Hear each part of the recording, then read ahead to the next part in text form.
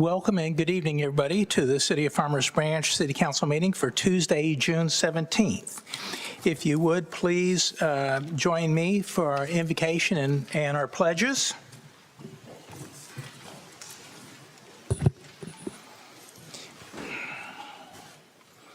Heavenly Father, we ask that you shine your light on the City Council tonight as we are here to do important work for our city.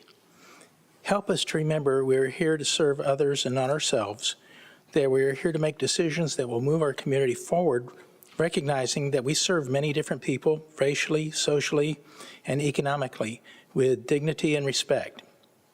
Give us guidance to look beyond ourselves. We ask that you also shine your light on our police officers, firefighters, and first responders. They too are serving our community without fail, and we ask that you keep them safe. And finally, may the blessings that you have given us be a reminder that serving others is service to you. In Jesus' name we thank you. Amen. If you would, please join me for the Pledge of Allegiance. I pledge allegiance to the flag of the United States of America and to the republic for which it stands, one nation, under God, indivisible, with liberty and justice for all. And now the Texas Pledge. Honor the Texas flag. I pledge allegiance to thee, Texas, one state, under God, one and indivisible.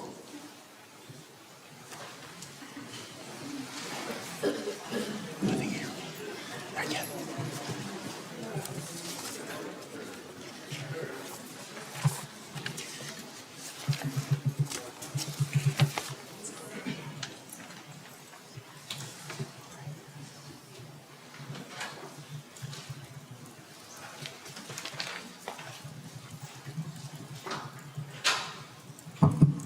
So I'm going to go a little bit out of order this evening because we're waiting for somebody to show up. So our next item is going to be G2, which is a presentation of a proclamation honoring Pam Butler, founder of the Westwood School. Have anybody from Westwood here?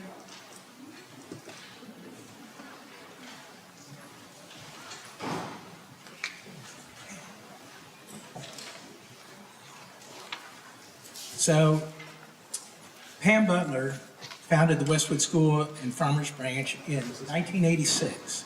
And since that time, the school has been expanded to having a full program from preschool through 12th grade. Ms. Butler was very involved with her students, guiding over 1,600 children through their educational journey. Ms. Butler passed away on June 15th, 2024. And the school staff, parents, and students were deeply affected by her loss, or passing, I should say. This proclamation is to honor Ms. Butler's legacy and to recognize her deep commitment to the founding of the Westwood School. So I'd like to read that. This is a proclamation from the Office of the Mayor. Whereas in 1985, Pam Butler, a native Texan, founded the Westwood School in Farmers Branch, serving preschool through middle school age students. And whereas in 2000, Ms. Butler expanded the school by moving to the current lower school Preston Road campus. And whereas in 2010, the school was expanded to also provide an upper school campus serving grades 9 through 12, becoming the first school in North America to provide a toddler through graduation Montessori International Baccalaureate program. And whereas Ms. Butler remained invested in her students, not only building the school's programs, but also teaching in the classroom.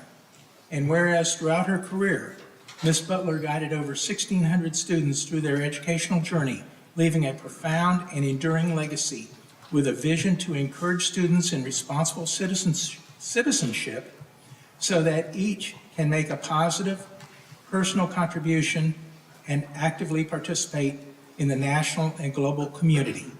And whereas Ms. Butler passed away on June 15, 2024, leaving behind a grand legacy of love, dedication, and passion for education in the hearts and minds of all those she touched.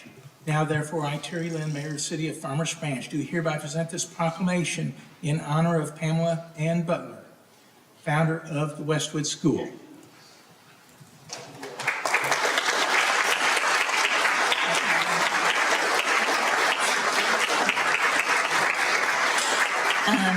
just like to say thank you to Mayor Lynn, and also thank you to Trish Stewart, without whom this would not have happened. I get caught up in the daily grind and miss the big picture sometimes, but Miss Butler started a wonderful school, and she started it and ran it here in Farmers Branch for 39 years now. And we appreciate the city, and we appreciate the community that she built here. Thank you.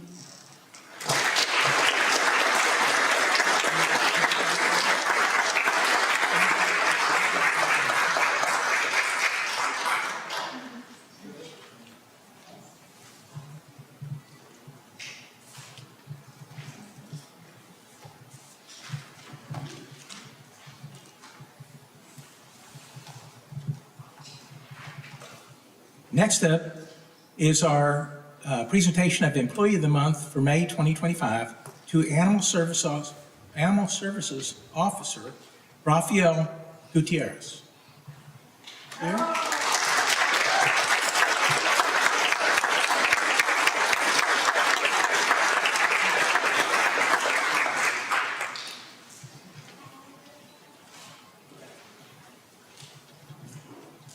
All right. Tonight, we recognize Rafael Ochoteco Gutierrez, Animal Services Officer, as our Employee of the Month for the month of May. The Employee of the Month award does not merely recognize fulfilling job responsibilities. It's about going above and beyond, especially under challenging circumstances. Despite ongoing staffing shortages within our Animal Services Department, Rafael has stepped forward without hesitation. He voluntarily took on additional shelter duties, not as an obligation, but out of a true sense of commitment, while continuing to perform his primary duties as an animal services officer. Rafael has accomplished all of this while recovering from an on-the-job injury, an incident entirely beyond his control. Rafael demonstrated remarkable humility and resilience, pushing forward without complaining or seeking recognition. In fact, on May 5th, Rafael single-handedly cared for every animal in the shelter, all while responding to animal control calls throughout the day. His accountability, unwavering dedication, and quiet excellence exemplified the very best of what it means to serve our city. Rafael, your service embodies the values we hold dear in Farmers Branch, and on behalf of the city of Farmers Branch, your colleagues, city council, and the residents you serve, I just want to say thank you. We appreciate it.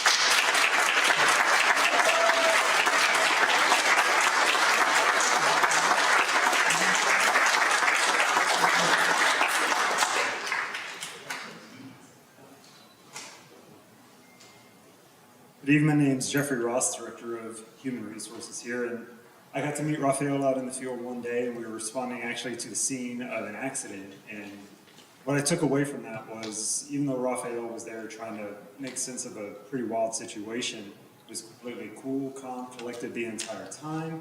He was coordinating the care of the vehicles, making sure that if there were any animals, all the animals were being taken care of and everything else, and it's because of people like Rafael that made our city really, really great. So thank you very much, Rafael.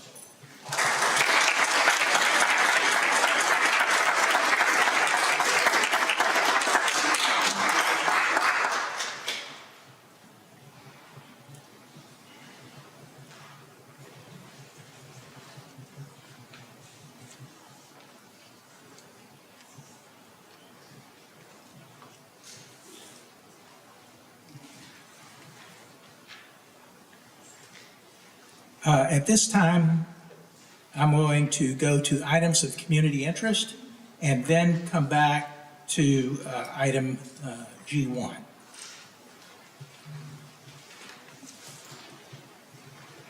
Good evening. We have a few items. Mosquitoes are only need 1 teaspoon of water to begin their life cycle. So any container or area of standing water presents an opportunity where mosquitoes can develop. Residents are encouraged to empty any container that cannot be easily drained, and stop by for a free mosquito dunk or repellent spray here at City Hall. Check out our city's website for more information and helpful tips at farmersbranchtx.gov/mosquito. Celebrate our nation's independence with your neighbors, family, and friends on Thursday, July 3rd from 6:30 to 10 p.m. at the Historical Park. Residents will have a free admission with a firecracker fast pass, just presented at the gate for a free entry for you and your guests. Passes are available at the Recreation Center, Branch Connection, Aquatic Center, Historical Park, Mansky Library, and City Hall. Next, your input still needed. The goal for Squire Park is to transform and redesign the neighborhood park to improve the amenities and features to better serve the community. But we need to hear from you. Join us at Squire Park on June 25th from 6 to 8 p.m. for food, fun, and to share your ideas for improving the park. For more information, visit farmersbranchtx.gov/parks. And as always, you can sign up for CDE News at farmersbranchtx.gov or by scanning the QR code on the screen. Thank you. Thank you very much. Next up is item G1, receive a resolution recognizing June 2025 as Pride Month from the Office of Texas State Representative Rafael Anchia and Cassandra Garcia Hernandez. This item was requested by Representatives Roman, Bennett, and Villafranca. So, podium is yours. Good evening, everyone. My name is State Representative Benton Jones, and I have the honor of serving in the Texas House, representing House District 100, but also I am the chairman of the Dallas delegation and vice chair of the Texas House LGBTQ caucus. And so if we could have Council Member Roman join me here at the podium for this resolution. And I'd also invite any of my peers who would like to come down with me. So I'm going to go ahead and get started just reading just a little bit of this resolution while people come to whereas Pride Month is being celebrated on June 2025 in Farmers Branch and cities across the nation to commemorate the history and contributions of the lesbian, gay, bisexual, transgender, and queer community. And whereas the 1969 Stonewall Rebellion was a critical turning point for the modern LGBTQ rights movement, in June 2025 marks the 56th anniversary of this watershed moment in U.S. history. Over the decades, the LGBTQ rights movement has made significant strides in achieving equality and inclusion. And whereas LGBTQ individuals represent a thriving and contributing to sectors of the Farmers Branch community, and they should feel safe and free from any fear of harassment, discrimination, or persecution. To that end, we must be mindful of the obstacles that the LGBTQ rights movement has overcome. We must endeavor to practice and teach acceptance to future generations. And whereas Pride Month is an opportune time to reaffirm our commitment to strengthen alliances, foster greater understanding, and advance equal rights, and it is a privilege to join the city of Farmers Branch in celebrating this important occasion. Now, therefore, let it be resolved that the June 2025 be recognized as Pride Month in Farmers Branch, and that sincere and best wishes be extended to all those who are taking part in this observance. And this resolution is signed and supported by State Representative Rafael Anchia, as well as Cassandra Garcia Hernandez. And before I hand it over, I just want to extend my congratulations to Councilman Roman for making history as one of the first LGBTQ members to represent this great body in this council. So again, thank you so much, everyone, and happy Pride Month.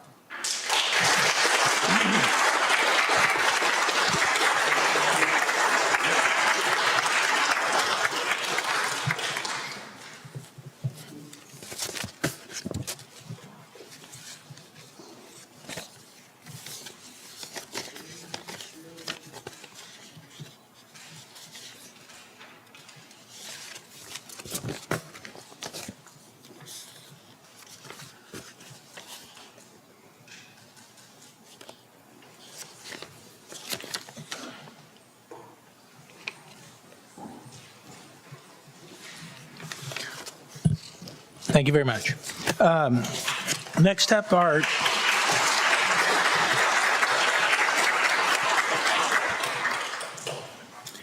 our public comments, and I know a lot of folks have signed up to speak for item L1. We'll get to that at that time. When I call your name, if you're here to speak about something other than L1, feel free. Otherwise, if you didn't write down L1 and want to speak on that, then just let me know and we'll put you in that pile. First up is Susan Pirtle. Susan Pirtle. Rick Johnson.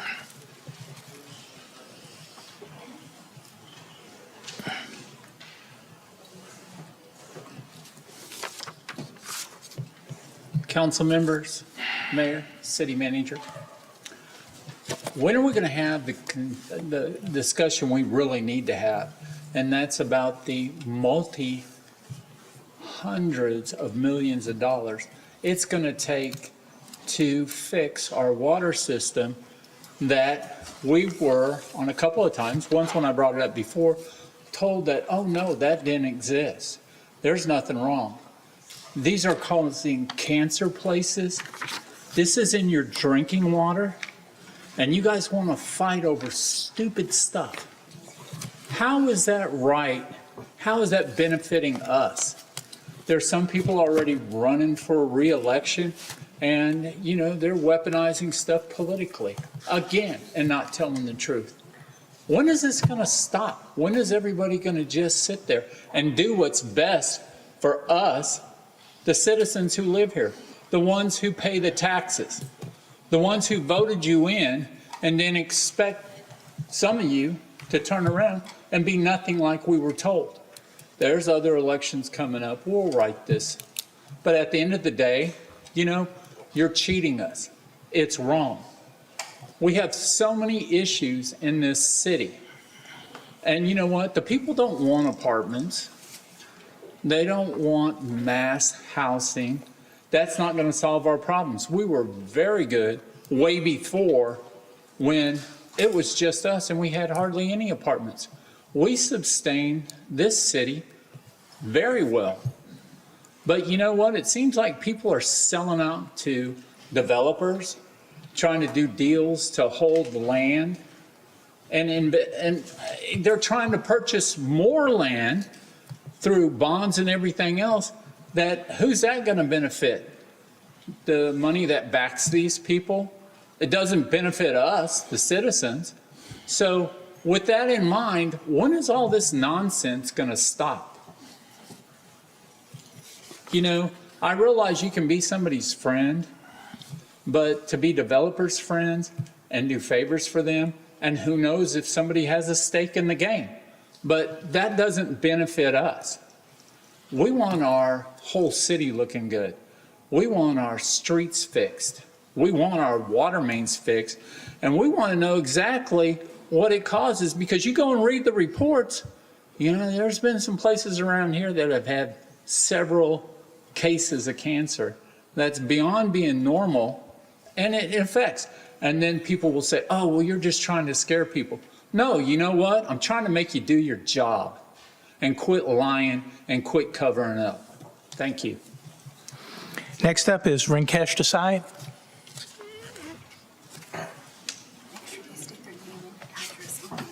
Oh, if you would please state your name and address, all speakers when they come up. Rinkesh Desai, 1753 Hanover Court, Farmers Ranch, 75234. City Council members, mayors, thank you so much for having me here today. I've had the privilege over years to work with congressmen, city council members, state representatives, and I can say overall that in my experience, what I've noticed is that there's a huge, huge need to focus on what people need, and understanding as city council members and as mayor to focus on the community as a whole. I had an opportunity when I was about 17, 18 years old, and I served on a board with Congressman John Lewis.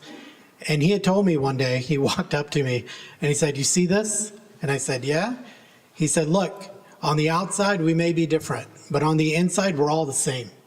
Such a basic concept of understanding that every individual inside is all human beings. At the end of the day, as city council members, as mayors, we need to focus, just as the gentleman said before, on what is most important to our city. And in terms of policies that are related to individuals, we should be serving all community members and not just specific ones who voted for us. Thank you. Next up is Colleen Rowland.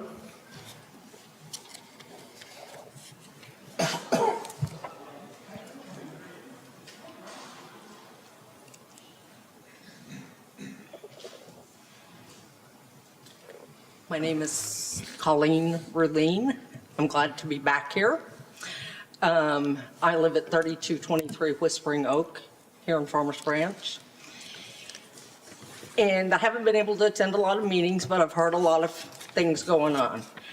And I'm here tonight because I love Farmers Branch. I truly do. However, a few years ago, we were going through lawsuits and divisiveness regarding the Hispanic community. I could not say I was proud to be from Farmers Branch at that time. There is nothing more to being patriotic as attend our city council meetings and provide feedback to encourage the direction of the community. This is a place where all should be welcome. Therefore, I come here with a heavy heart because we are back to divisiveness amongst our neighbors. I believe in order for our government to function, we must respect the separation of church and state. I do not believe that citizens should come before the council quoting any religious sources to make their point about a civic issue. There are many great things about being an American, but the most precious we hold are our freedoms. These include, but are not limited to, our freedom of religion, our freedom of speech, and our right to pursuit of happiness. We all have the right to love whomever in that pursuit of happiness. I believe Farmers Branch is at another crossroad regarding the separation of church and state. If this council chooses to continue with having a prayer, I highly recommend that you invite clergy from all religions represented, at least in this city. I believe the best course of action, however, is to keep the separation of church and state and not have any. And I thank you all for your time. Thank you. Thank you. Next up is Al Mahesh.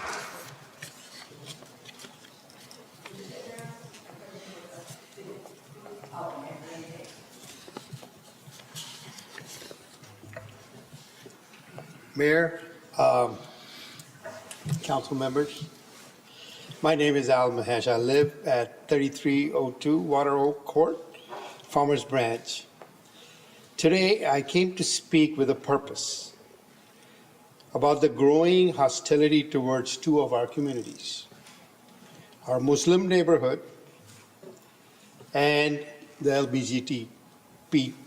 LGBTQ residents. Let's be honest, it's far too easy in today's climate to turn against one another. Fear is being weaponized. Faith is misunderstood. Identity itself is politicized. But our job as city leaders is not to stoke division, it's to stand as one and build bridges. When people in our city are made to feel unsafe simply for being who they are, we have failed. But we can change that. It's not about politics, it's about people. It's about making sure that everyone, regardless of religion, gender, who they love, feels safe and belong in Farmers Branch. So I ask the council to consider following steps.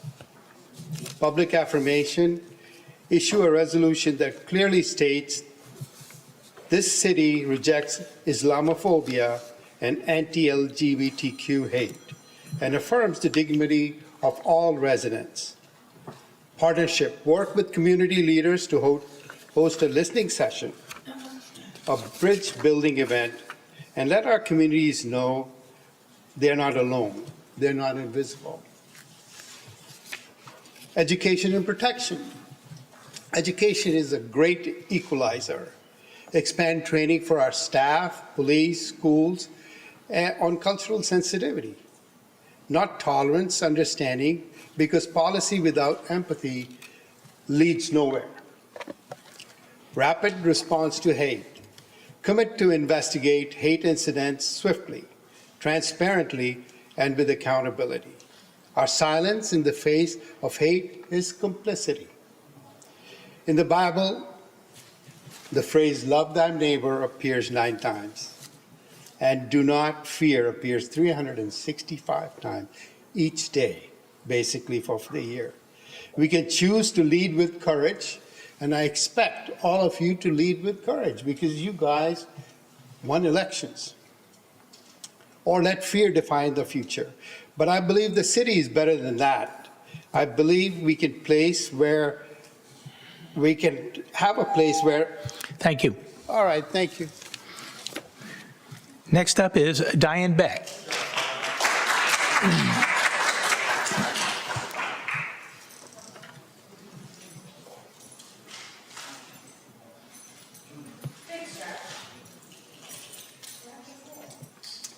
My glasses broke, so. My name is Diane Beck, and I live at 8110 Skillman Street in Dallas, Texas, 75231. And I'm here tonight, and Mayor was very nice to reach out to me, and I appreciate the advocacy for Mayor. He's an exceptional mayor. I can tell that just by meeting and talking with him. And thank you to the City Council. I'm here today because of an incident that occurred at Mary Immaculate. And I kid you not, the man, Stephen Ponthu, I think he's the manager of maintenance there, targeted me and my dog, wouldn't even, tried to throw us off the communion line. I did get up. But this bullying and harassment has to stop and cease. The abuse ceases today. I'm here to say, and I agree with a lot of what was said before me. So I'm going to take a little different spiel. I'm going to do a prayer. And I do believe that God can turn this around. That's the only person that can turn around. I can't, you can't. The mayor can't. But God is the only one. We need an act of God and a revelation and something to happen in this nation. And I do know that the people of this nation are much better than they're showing right now. I do know that this persecution of Christians and people can cease and desist. I have that faith. So my prayer is this. We lift up, Heavenly Father, to your loving kindness and mercy on the city of Farmers Branch and spread throughout our nation. We need to stand up for our rights as an American because they're trying to take away every freedom from us. We need to stand up and be counted and embrace the cross of Christ and have the heart and mind of Jesus Christ in mind. That is very important. And I want to just do a medley of songs. I'll just...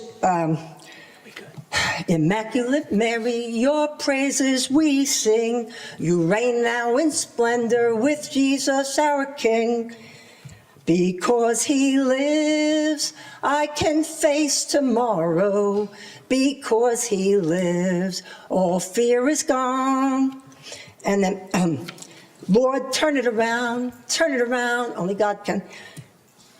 Here I am, Lord. Is it I, Lord? I have heard you calling in the night. I will go, Lord, if you lead me. I will hold your people in my heart. And then the other songs, I don't think I have time to sing it, but Voice of Truth, Be Not Afraid, Peace That Passes All Understanding. Let me be a little kinder. Let me be a little blinder to the faults of those around me. Let me pray forevermore. That's one that I like. And then The Battle Belongs to God. As I said, there's other Whitney Houston's one moment in time. And she's a great singer about miracles. There's one with Mariah Carey. But just God is the only one. And he's the answer. I carry my cross. Thank you very much. Next up is Katie Brown.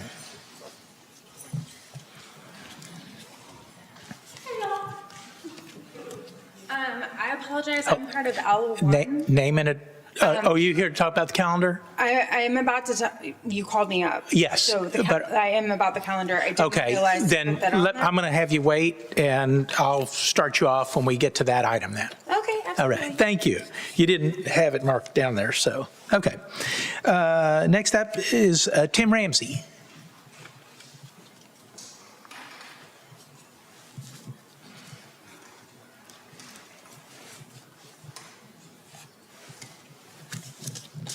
Hello, Tim Ramsey, 1735 Whittington Place here in Farmers Branch. And I thank you all for the service. I know that this takes a lot of your time, and I very much appreciate what you do. I was a little concerned during the last election about what appeared to me the rise in partisanship in what is at least nominally a nonpartisan election process.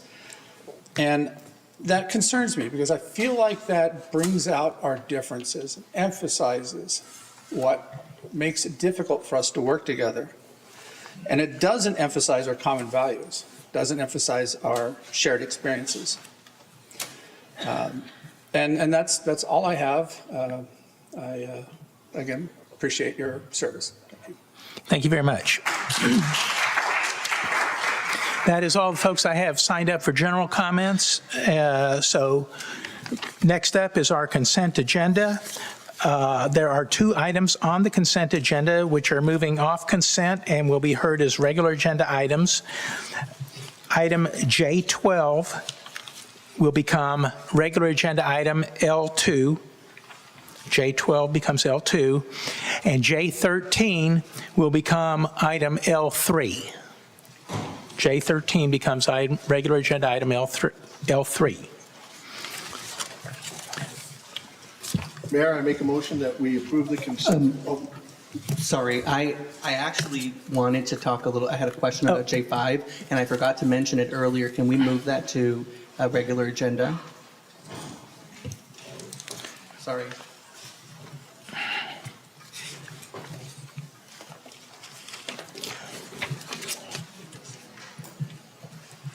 Okay, so we will move J5 off of consent, and it will become regular agenda item L4. L4. Mayor, I'd like to make a motion that we approve the consent agenda less items J5, J12, and J13. I approve. A little louder. Sorry. I approve. I second. Second. Okay, thank you. We have a motion and a second. If you would, please indicate your vote accordingly.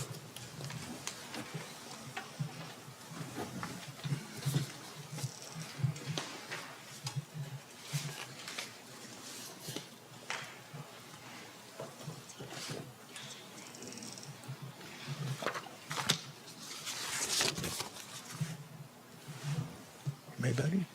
Motion passes. Thank you very much.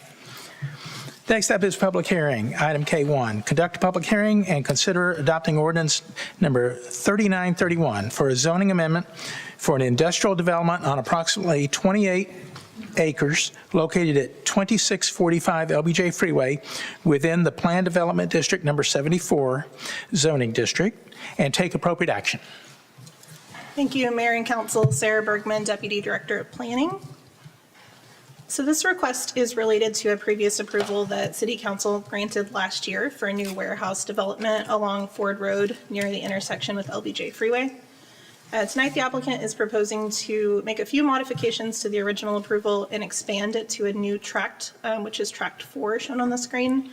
This is the location of the Wyndham Garden Hotel currently. So just a quick comparison of what was approved last year and what is proposed tonight. On the left, you can see 3 buildings that were originally proposed. And on the right, a 4th building, Building D, has been added on the Wyndham Garden site. No major changes are proposed to the 2 buildings north of Villa Creek, which are closest to Dallas Christian College and some residential uses to the north. And then south of Villa Creek, you can see that Building C has been reoriented. So the loading doors on that building will no longer face towards Ford Road, but instead will face internal, creating a truck court between Building C and D.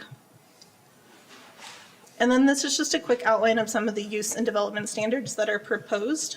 With the previous request, there were some hours of operation assigned to this development, and that limitation was 6 a.m. to 10 p.m. And then a specific use permit is required for any light fabrication use.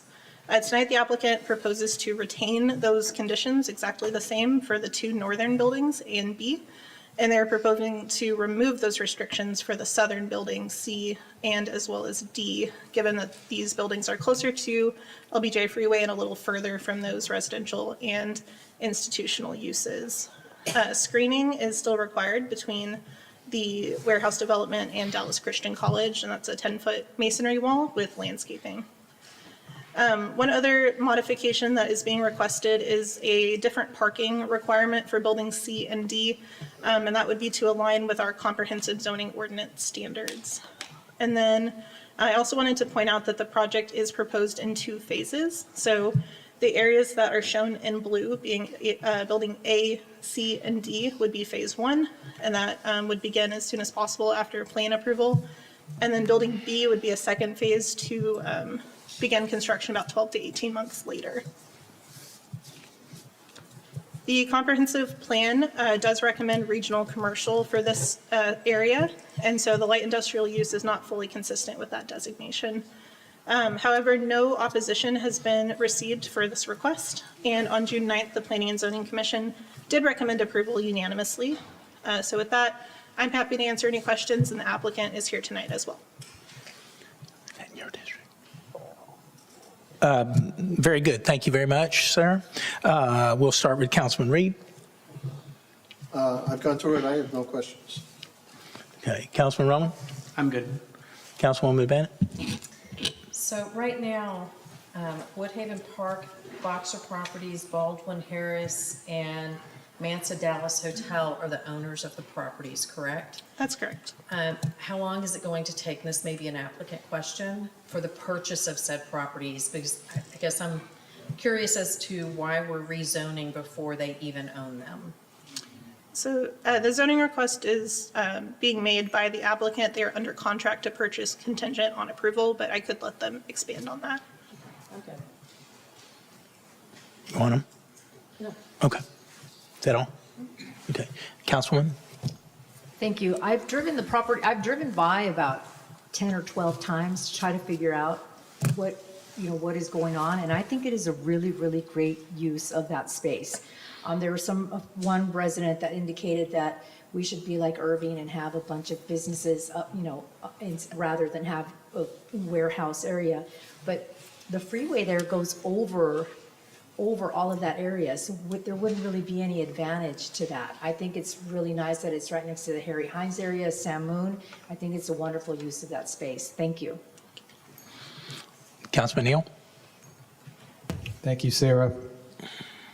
So, based on comments earlier, you indicated these properties are owned by different owners?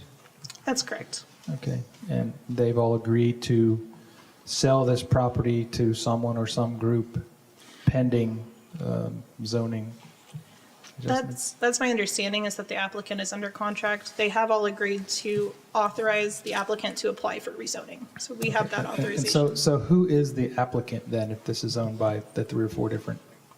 The applicant is Winkleman and sorry? Associates. Winkleman and Associates is the engineering firm that's been hired to submit this request. And they are here tonight and can give comment. Okay, and then who would be the developers of this project? I may defer that one to the applicant if possible. Okay.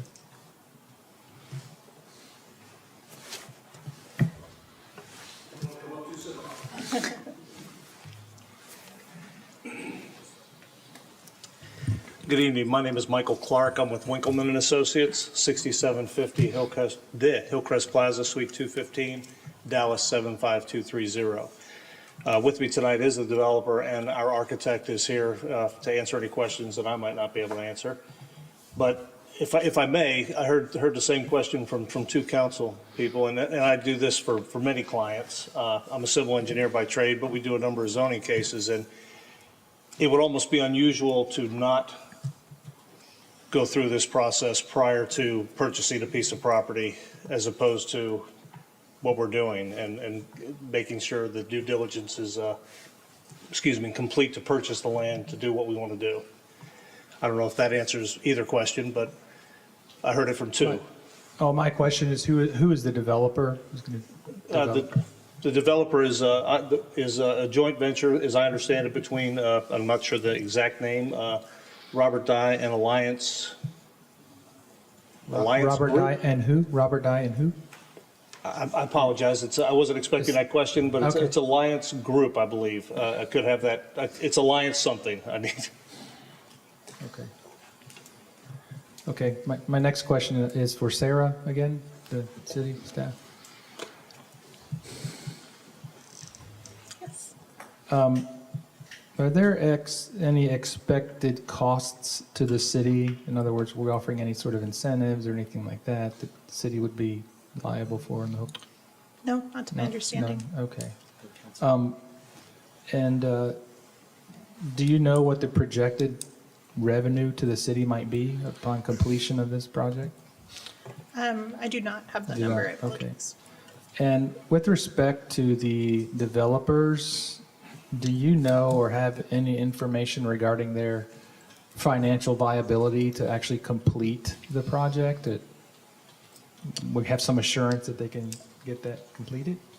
I'll let you ask the question. We're getting a little off topic because I think we're here for zoning. Is that correct? That's correct. Correct. And To approve a PD. correct, a PD amendment. Okay. And I do If not you have. know the answer to the question, you can answer it, but just want to make sure we're sticking to the case before us. Sure, no, the financing and contractual So you obligations. don't know the financial viability of developers? Because No. I would the- hate to go through a zoning adjustment only to find out that the developer doesn't have the financial position to make the project completed, so.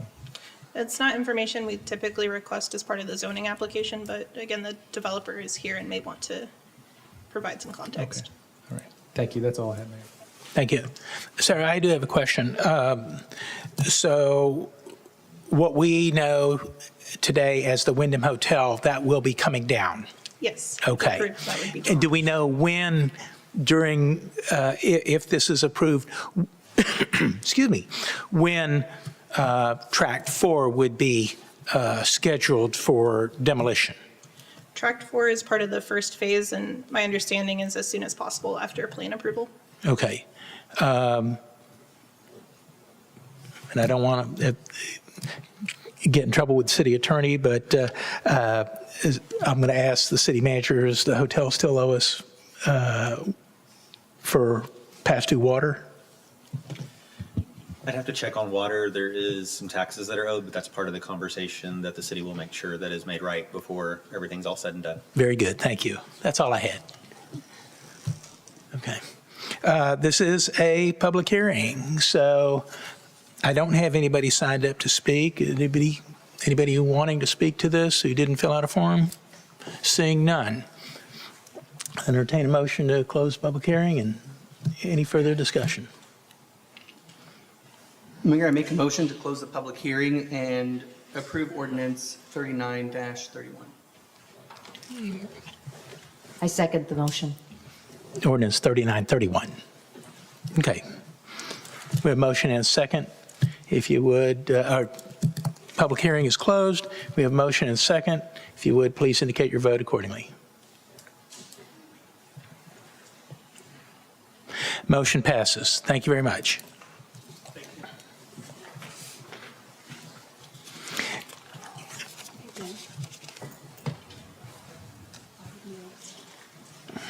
Next up is item L1. Consider approving a calendar of events for social media acknowledgement, including city service events, ethnic and cultural heritage recognition, and holidays aligning with national and state observances, and take appropriate action. Good evening, Mayor and Council. Stacy Henderson, Director of Administrative Services. I wanted to provide you with an update since we last met on May 20th on the calendar of events. So just as a reminder, the items on the calendar events are for social media acknowledgement only. The proposed items on the calendar include acknowledgement of the city's many diverse cultures and backgrounds that make up the Farmers Branch community. It also includes city service recognition, as well as city holidays. And at the May 20th council meeting, council also wanted to add some additional state and federal holidays that have been included. Look, I'm talking and I'm not even moving my slides. I'm sorry about that. That are included on this table here in front of you. And so this slide shows the calendar in its entirety. That includes all the items discussed. And this is an action item for this evening. And I'm happy to answer any questions you might have.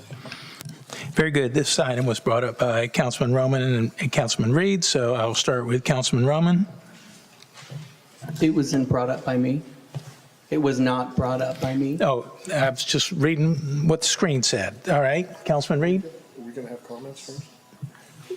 Yeah. Do I want to have comments first? It's up to you. Want comments first? That's fine. That'd be appropriate All right. before we vote. We'll move forward with citizen comments. There are a number of people who have signed up to speak in regards to this. So first up is Katie Brown. Let me remind everybody, please, when you come up to the microphone, you have 3 minutes. You need to stop when the red button turns red, and please refrain from any disparaging remarks against any specific individual, groups of individuals, board or commission member or council member or city staff. Honestly, I just wanted to show up to say how much I love Farmers Branch and why I want to stand by us loving how beautiful this community is, how diverse our community is, and celebrating them in those ways and acknowledging who they are. Something that I'm going to take a step back, and that is, will you state your name and address, just so we have that. Yeah, Katie Brown, 17807 Farley Trail. There you go. But very much, do I get to restart on the timer? Yeah, go ahead. Okay. But something that I'm just so excited about what this city does. I married a Texan. I'm a military kid. I've lived everywhere, but I'm married a Texan, so I'm newer to this place, and I was worried about moving down here. I'll be completely honest. Was just, who knows what that looks like. A little bit about my story and why I stand so strongly on why we need to be loving what this community looks like. As a child, we were stationed in Europe. I helped take down the Berlin Wall. So I personally know what it looks like when we don't respect what people who don't look like us are or have different faiths. So I want to make sure that that stands really, really clear for us. Something even bigger, we're seeing the immigration of Afghani people who helped us, who helped my father. He was 34 years in combat medicine, helped them. They're coming to the United States. I want to know that Farmers Branch is going to be a place that opens their arms to people who love this country. So having all of those celebrations, having all of those things really matters to me. And I hope it really matters to you. So standing by a calendar, standing by supporting it, I hope we can all agree together that I took down that wall when I was 3. Let's make sure we don't build one now. Thank you. Thank you. Next up is Gail Manning.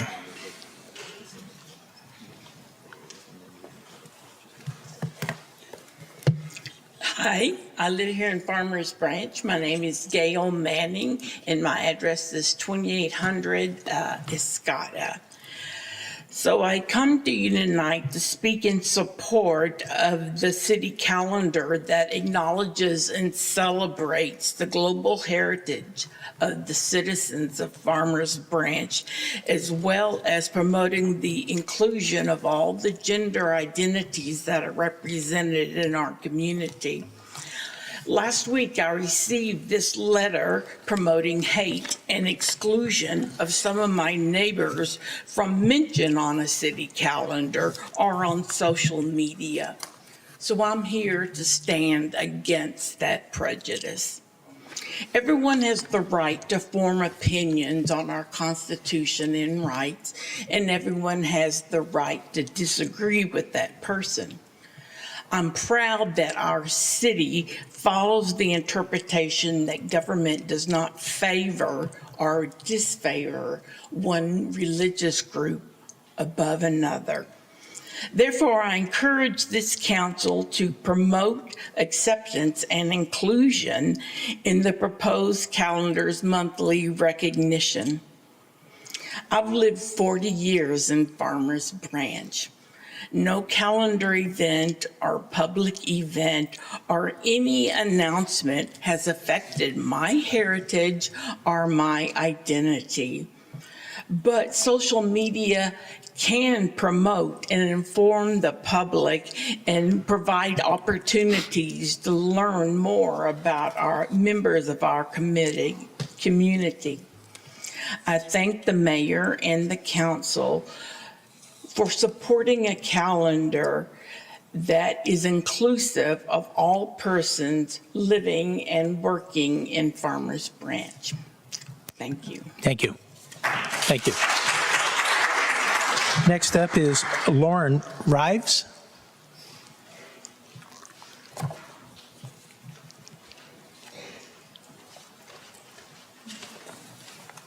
Hello, Lauren Reeves, 2609 Farmers Branch Lane, Farmers Branch. Good evening, council members. Thank you for the opportunity to comment on the adoption of a city calendar and related social media posts that recognize ethnic and cultural heritage and city holidays and national and state days of recognition. I speak in support of its adoption. I am a proud native Texan. I spent time living all over the state, but for the last 5 years, I've been happy to call Farmers Branch my home. I remember at a young age, living out all the way in West Texas, learning about all the things that made our state great, from the bluebonnets to the mockingbirds to the pecan trees, and also our very own state motto. While a lot of people might think, don't mess with Texas, it comes to mind as our state motto, it's actually not the case. So our motto, adopted in 1930 by the legislature, is friendship. It's a motto chosen from the Spanish word, tejas, which was a pronunciation of an indigenous Caddo word, Teisha, meaning friend or ally. This word friendship contains a lot of things. It contains trust, it contains inclusion, respect, and it speaks to connection and a shared experience. Because to be seen in the eyes of a friend is to feel known, valued, and safe. It's an affirmation that comes when you're seen for who you are and that you belong. When our community celebrates this friendship and this inclusion, it says that our story is a part of your story. This calendar is much more than a gesture or a marking down of dates. It's about holding up others in our community, honoring their histories, and creating space for everyone to belong. So Texans, friends, I ask that we do our best to strive to live up to the ideals that we hold. Thank you. Thank you. Next up is John Campbell.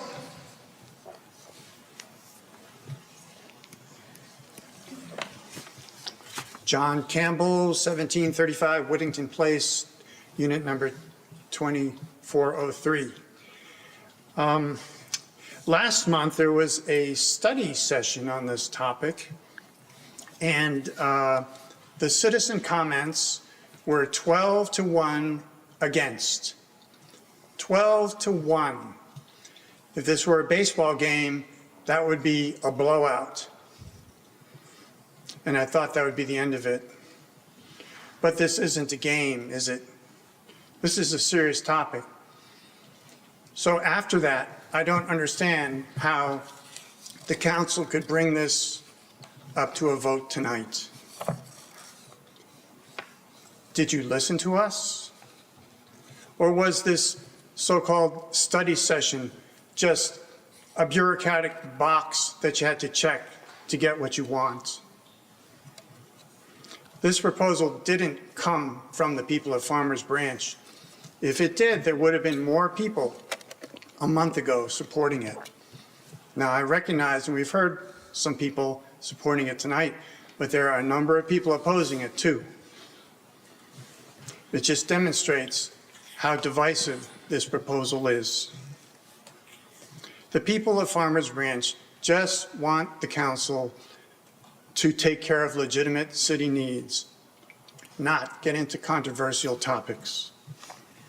All these items you want to put on the calendar are already recognized at the state and national level.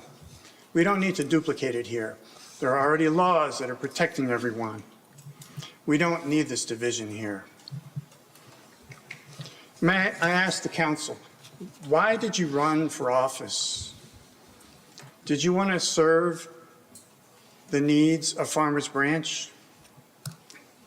If so, then please vote against this so we can have peace and put this to rest. If any of you do vote for it, then I can only assume that you're not interested in peace in this community. You just want to sit in your chair and push an agenda down our throats. Is that what you want?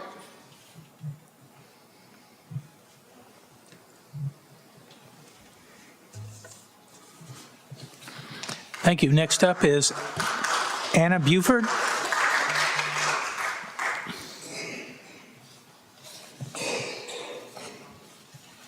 Okay, hi, my name is Anna Buford. I live at 3635 Garden Brook Drive in Farmers Branch. I'm speaking today in support of the calendar. In fact, it's actually pretty embarrassing that we even have to have this conversation and that so many people, are opposing it. Just, at the end of the day, we all live here in Farmers Branch, and if we're gonna grow as a city, it's gonna bring more people in. It's gonna bring people of all different cultures, backgrounds, whether you're LBJ or anything like that. And, people are just gonna have to learn to get over it and deal with it. I mean, it is what it is. I don't see why there's a problem, acknowledging on social media there shouldn't be a problem. If someone doesn't like it, just don't look at it. But it's really, it's really discouraging, and, it's actually really sad that, there's this division. And I did read that email that got sent out, and the words disgusting were thrown around. And I feel like it's pretty disgusting behavior that, emails of hatred get sent out to us residents, or, acts of, hatred, like tearing down people's decorations, and things like that. I think that's disgusting behavior. I've always respected you and this community, Terry Lynn. I've respected all the councilmen and councilwomen up here. And, it just really sucks because even after, when we celebrated Elizabeth and Omar last week, my child, who is here in the audience tonight, asked me regarding you, like, did you not like certain council members because they're Hispanic or because they're gay? And I feel like that's really sad that my child has to ask that. We're supposed to be celebrating our community, and we're supposed to be celebrating, new council members and things like that. And it's like, I really wish that people could just, learn to get along and learn to deal with everybody, and it's just really sad. So I hope that, you guys do vote to approve the calendar or whatever. And, as far as people who find it disgusting, I mean, that's your guys' hearts, can't do anything about that. But, I'm all for the community and inclusion, and I hope that everyone learns to feel the same way. Thank you. Thank you. Next up is Sherry Collier. Sherry Collier.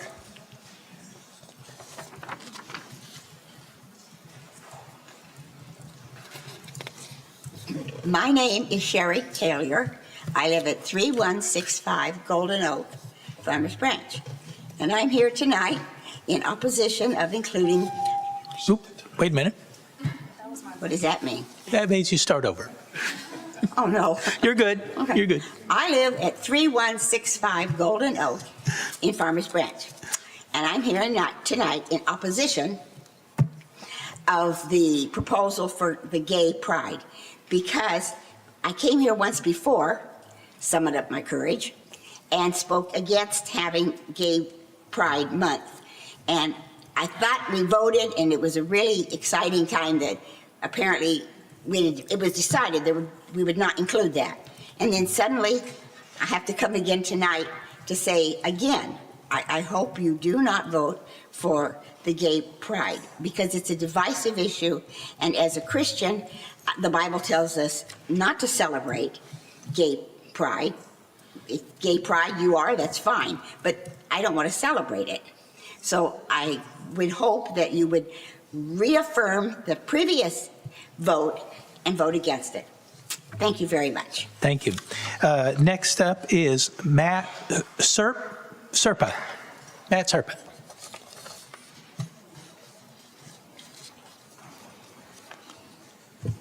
How are you?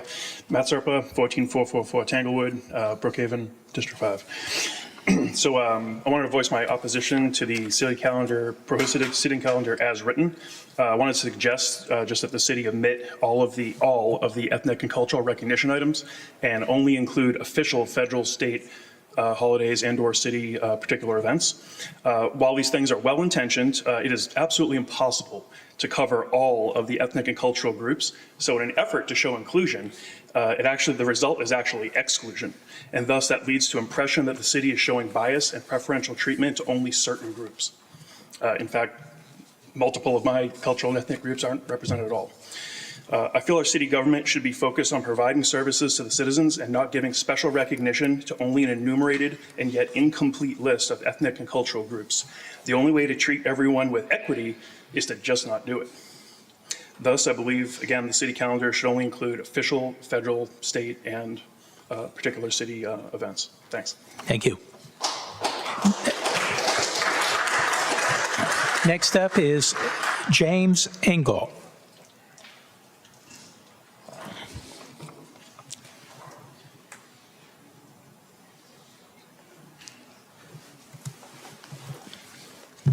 Thank you, City Council members. I live at 13744 Dennis Lane, and somebody needs to work on this microphone system because it's hard to hear.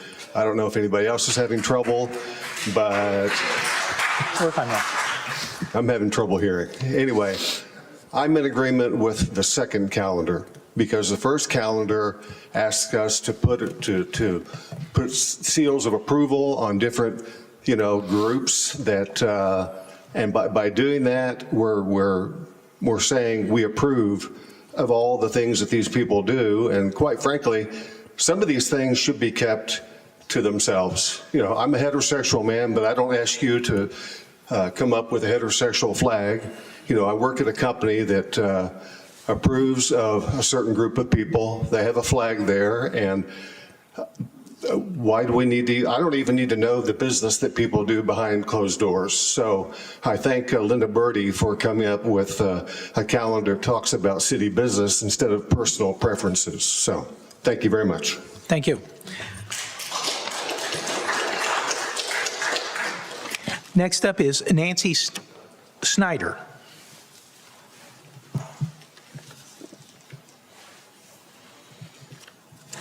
Thank you. I'm Nancy Snyder. I live at 13410 Glenside Drive in Farmers Branch. I've been a citizen here for like 30 years. We've never had all this stuff on calendars. I think that our website should be for city events, and I think that putting in all of these national and state observances, I think that it's exclusive. I don't think it's inclusive. I think it's exclusive. And there's plenty of groups that aren't listed, and I don't see the point. I really just don't understand why that keeps being brought up and why you guys keep wanting to put that on our calendar. I don't see why those things need to be celebrated in our city. I don't belong to any of those groups, not that I disapprove of any of those groups, It's fine if you belong to one of those groups, but I don't think that it's a place for our city calendar to put all those observances on there because, I can't observe, some of those nationalities. I mean, Oriental month, whatever that is, Asian month. I'm not Asian, okay? But, you know, if you want to celebrate that, celebrate. But why does it have to be on our city calendar? I just don't agree with that. And I think it's divisive instead of inclusive. So thank you. Thank you. Next up is Alyssa Stitt.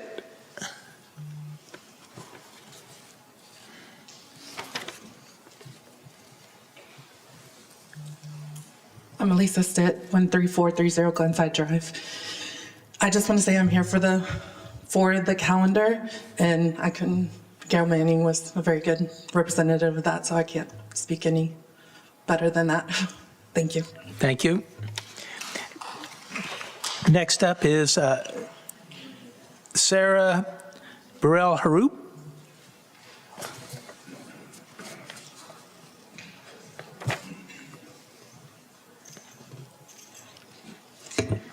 Members, Mayor, thank you for the opportunity to share my views. Name and address. My name is Sarah Burrell-Harrop. I live at 3047 Eric Lane in Farmers Branch.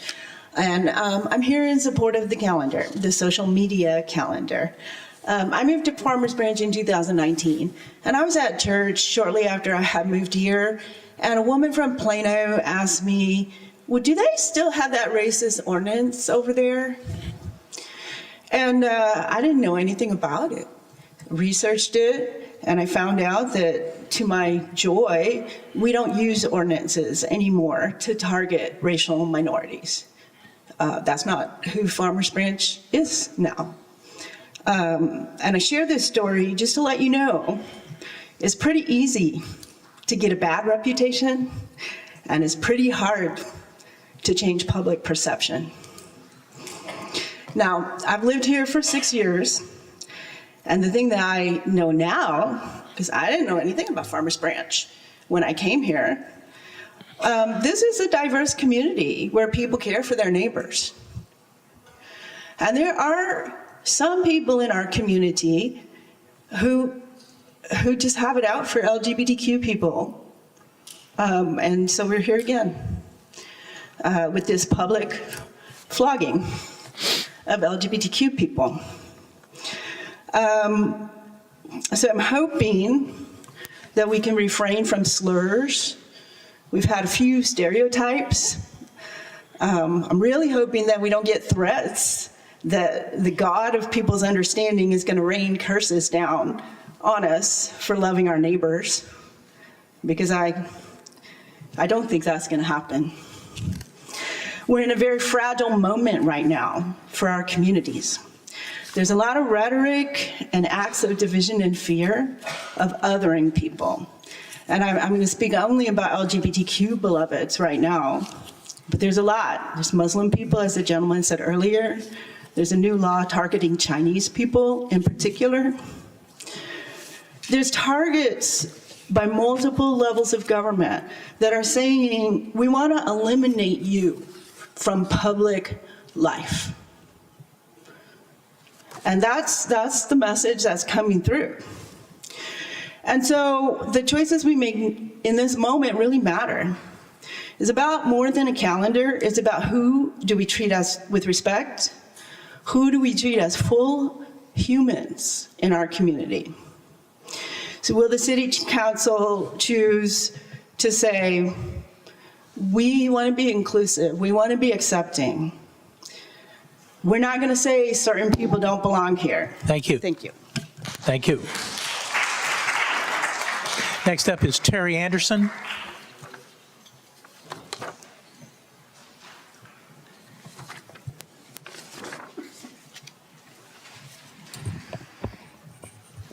Terry Anderson, 2644 Mount View, Farmers Branch.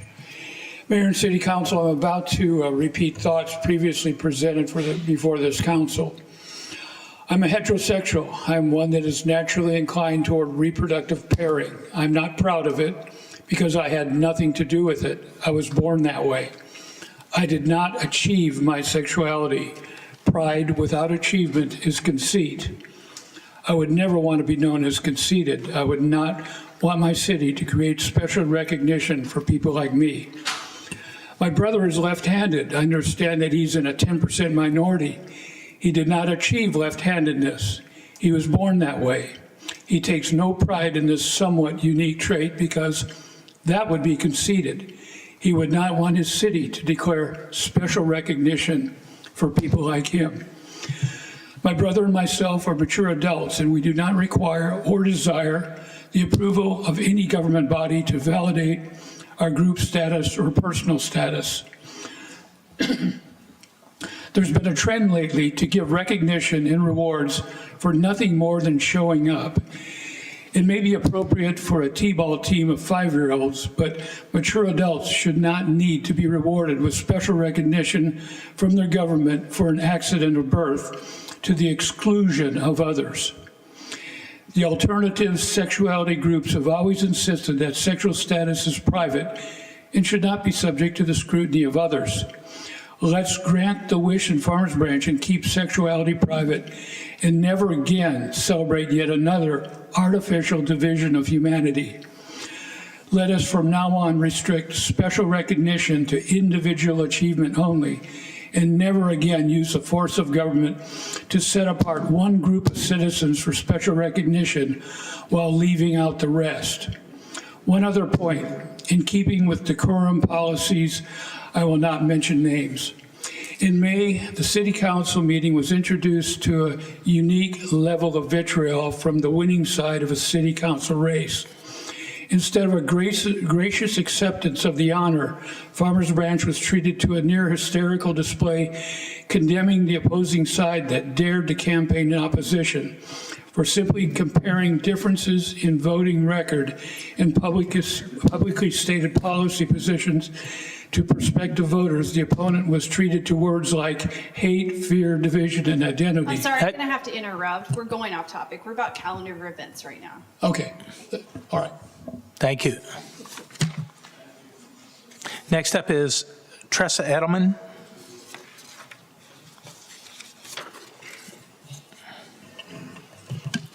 I'm Tressa Edelman. I live at 3020 Rocket Drive in Carrollton, Texas. Mayor and City Council members, I'm sorry we're here again. I'm a family nurse practitioner. I serve patients across Farmers Branch and Carrollton, including many from underserved communities, the elderly, LGBTQ individuals, and people of all faiths and all backgrounds. I'm here tonight to speak in strong support of the city's proposed calendar. My voice is shaking, I'm sorry. That recognizes and honors the full diversity of our community, including Pride Month and Muslim American Heritage Month. As a healthcare provider, I see the real-world effects of inclusion, not just as a value, but as a matter of mental health, safety, and trust. I don't know if you all know, but our region includes an estimated 5,000 to 6,000 Muslim residents. Many worship at one of at least 3 mosques in Carrollton, just minutes from here.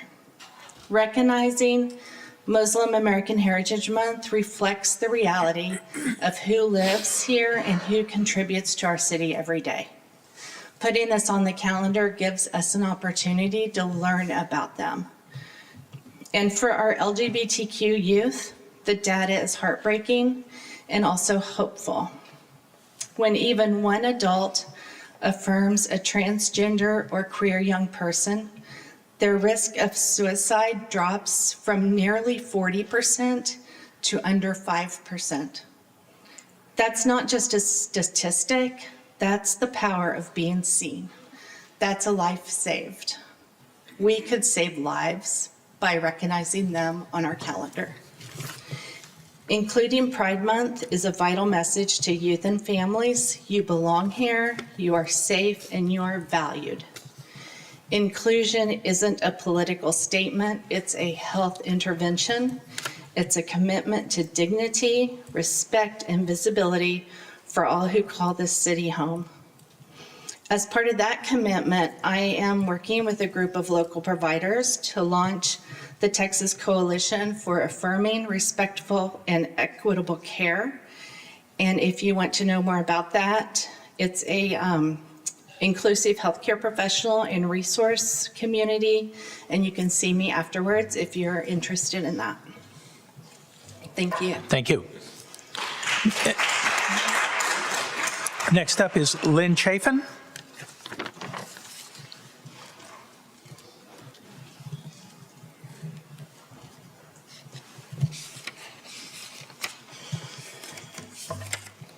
Good evening, Mayor, council members. My name is Lynn Chaffin. I live at 1735 Whittington Place in Farmers Branch. Thank you all for your service, and thank you for this opportunity to allow your community to speak to you tonight. I am here because I am concerned about the calendar. Let me say first that I am a Christian, and I believe that we are all precious and we are all equal in the sight of God, regardless of race, regardless of ethnicity, regardless of abilities or disabilities. We are all equal in God's sight, and we should all be treated that way. I am not in favor of the calendar. I'm not in favor of the calendar because by trying to be inclusive, it is by definition exclusive. There are parts of our community that are at risk. In particular, young men are at risk. In our emphasis, which I have benefited from, to support women and allowing women to grow and be all that they can be, men have felt trodden down. They've felt ignored. They've felt devalued. Anyone who feels devalued is at risk in this calendar. There's nothing here about Holocaust period in recognition of what that went through, what the people went through in that time frame. There's nothing about the disabled in this calendar. I encourage us as a community, as individuals, to love and respect and treat with care and concern every single member of our community so that everyone can feel heard, can feel recognized, can feel loved and appreciated, and not be excluded, whether intentional or not. Thank you so much. Thank you. Next up is Daniel Bowe.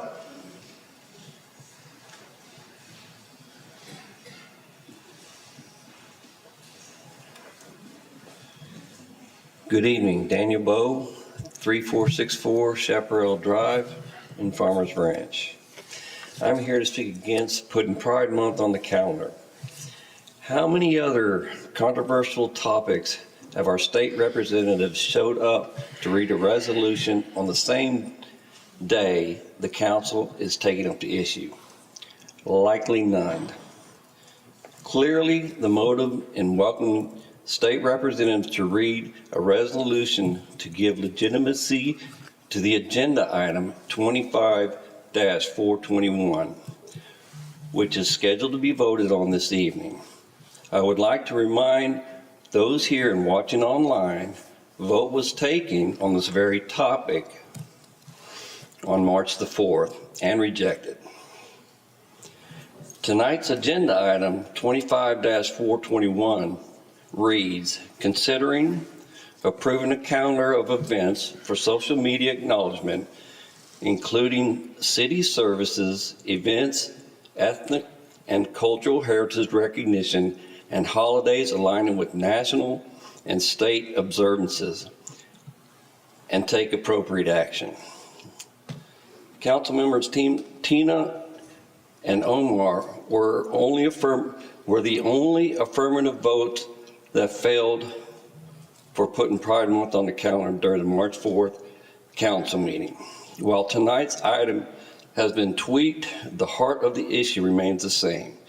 This is a divisive issue for our city and needs to be dropped. Instead, the city has chosen to bring it up over and over again in an effort to circumvent a vote already taken.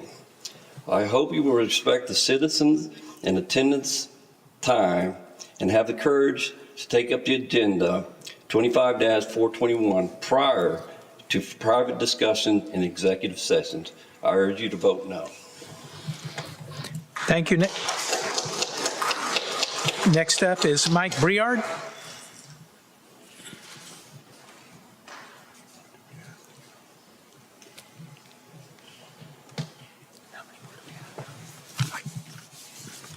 My name is Mike Briard. I live at 1735 Whittington Place in Farmers Branch.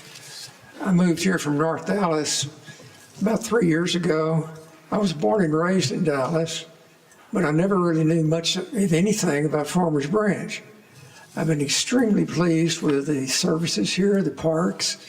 The police and firemen are outstanding. The city amenities, the rec center, the swimming area, and all of this. I've been very pleased with the way the council has run the city. I don't think this proposal of the new calendar has got anything to do with running the city. The most oppressed group in the last couple of years have been the Jewish people. There's no mention of that in the city council discussions. There's riots in the streets saying from the river to the sea, intifada. The Jewish students are afraid to go to class in universities and colleges. A young couple was shot to death in Washington, D.C. after they stepped out of a Jewish meeting. I don't know why these people weren't mentioned. I think if we segregate the city into this group and that group and those people and these people, it just tends to hurt the city. I think we ought to declare 2026 as all lives matter and try to unite the city instead of segregating it. Thank you. Thank you. Next up is Fred Williams.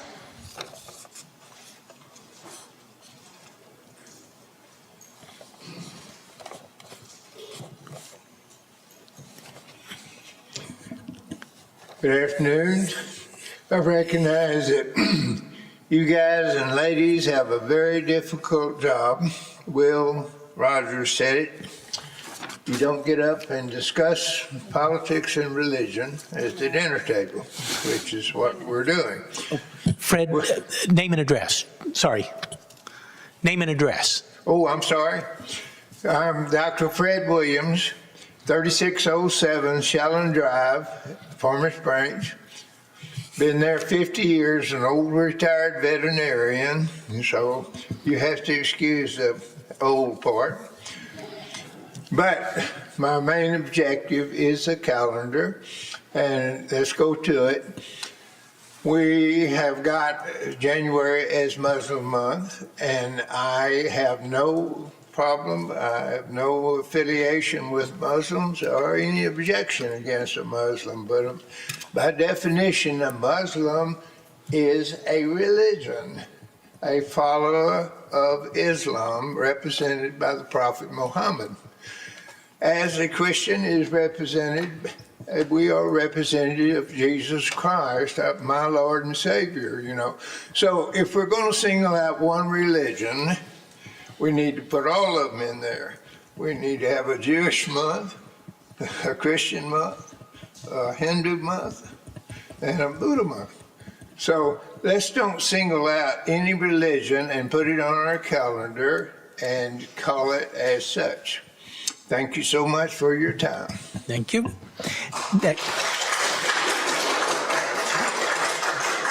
Next up is Charles Gilmer.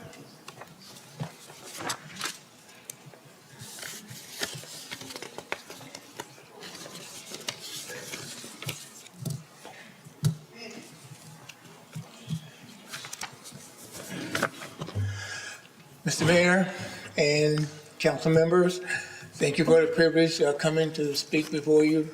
I am in opposition. Name and address. Gotcha. Charles Gilmer again, and I'm at 3165 Golden Oak here in Farmers Branch.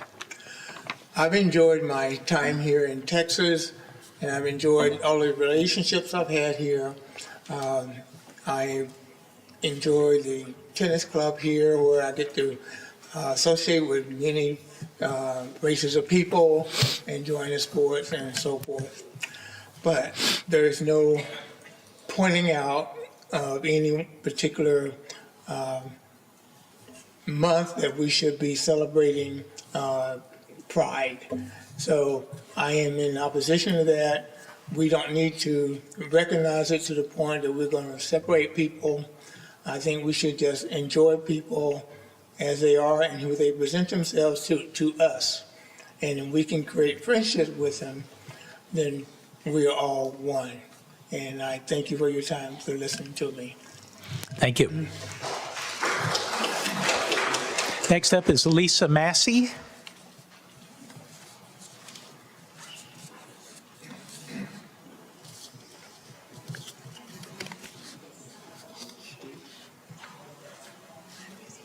Hello. Lisa Massey, 13444 Janwood Lane. First, I just want to say thank you all for your time and service. We all really appreciate it. I'm here to support the calendar, and I'd like to ask y'all to approve the city calendar as presented, including January as Muslim American Heritage Month and June as Pride Month. Acknowledging our neighbors strengthens our community. Acknowledgement does not require any action on any resident's part, doesn't require us to fly a flag, it doesn't require us to attend an activity or event. All it does is say to our neighbors that have historically been subjected to being othered and excluded, that we see you and you're a part of our community. There are many things that differentiate us, but our common bond is we all live in this beautiful city and we're all human beings. We've all heard some unkind, targeted, disparaging comments being made about the Muslim and LGBTQ communities. And just as, I did write this out, but just to speak to some of the people that have spoken tonight, if this had been a conversation about let's just not do any acknowledgement of certain heritage and let's just highlight the city events and activities, that would be a great conversation to have. But that's not how this conversation has proceeded. It started and then it was inflamed by hatred and bigoted, targeted comments to two specific groups. That is a problem. That communicates to some of our neighbors that they're not welcome, that their lives are and their religious beliefs or the people that are in their family are not valued. This kind of language diminishes all of us. It diminishes our community. Please don't reward such unkind behavior by yielding to requests from people who support diminishing others. To call back to the mayor's invocation tonight, you said that it's y'all's responsibility to represent residents of different social, cultural, and ethnic groups. I would add to that, it's your responsibility to also represent those of other faiths than you and other ways of having a family than maybe some of you. Please confirm and appreciation and acceptance of our Muslim and LGBTQ neighbors by approving the calendar as presented. Thank you. Thank you. Next up is Walt Nickel.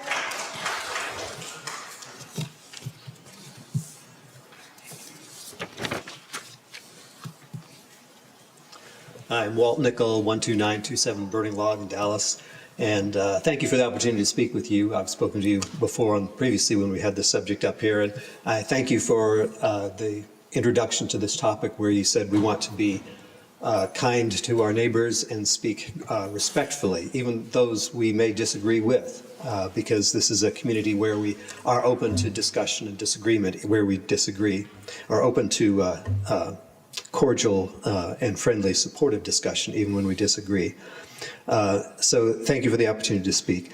I don't believe that the city should be in the business of promoting certain groups as we have suggested in the calendar. I think that the alternate calendar that has been proposed, recognizing the city services, recognizing other events of interest, that still support the community, but that don't promote certain groups.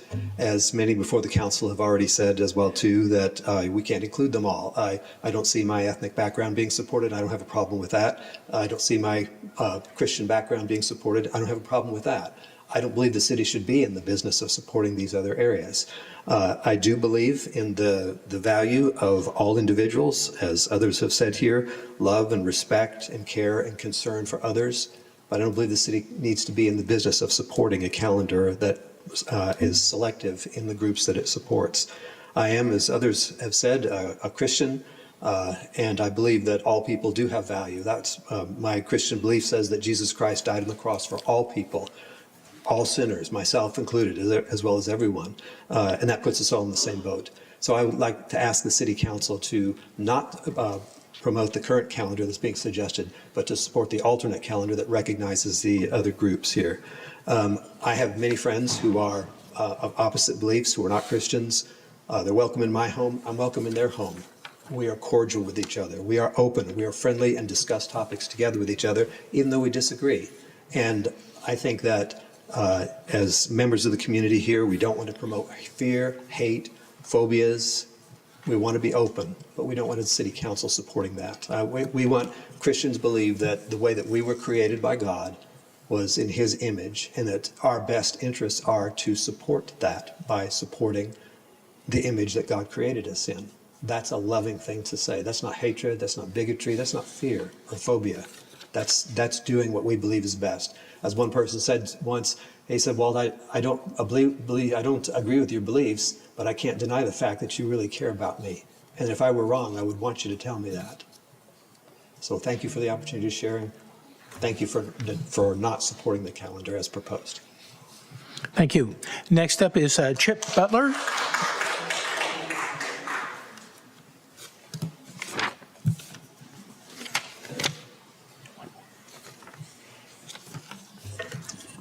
Good evening. I'm Chip Butler, 13683 Railhead Parkway in Farmers Branch. I'm here to oppose the calendar as it's been presented, and it's been said several different times tonight that by recognizing specific groups, you're excluding many, many others. My faith, among other things, and religions, ethnics. By recognizing certain ethnicities, you're not recognizing others. And when you start going down that slippery slope, you can't please everybody. It's not going to happen.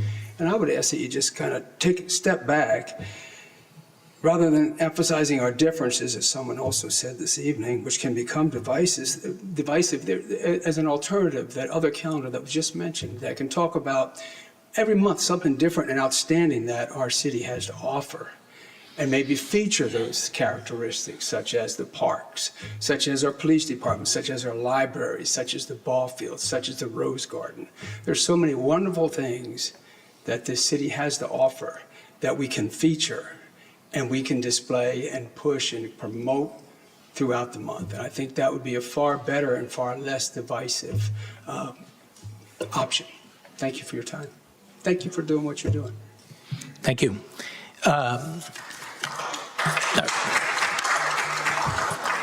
Our last speaker is Linda Bertle.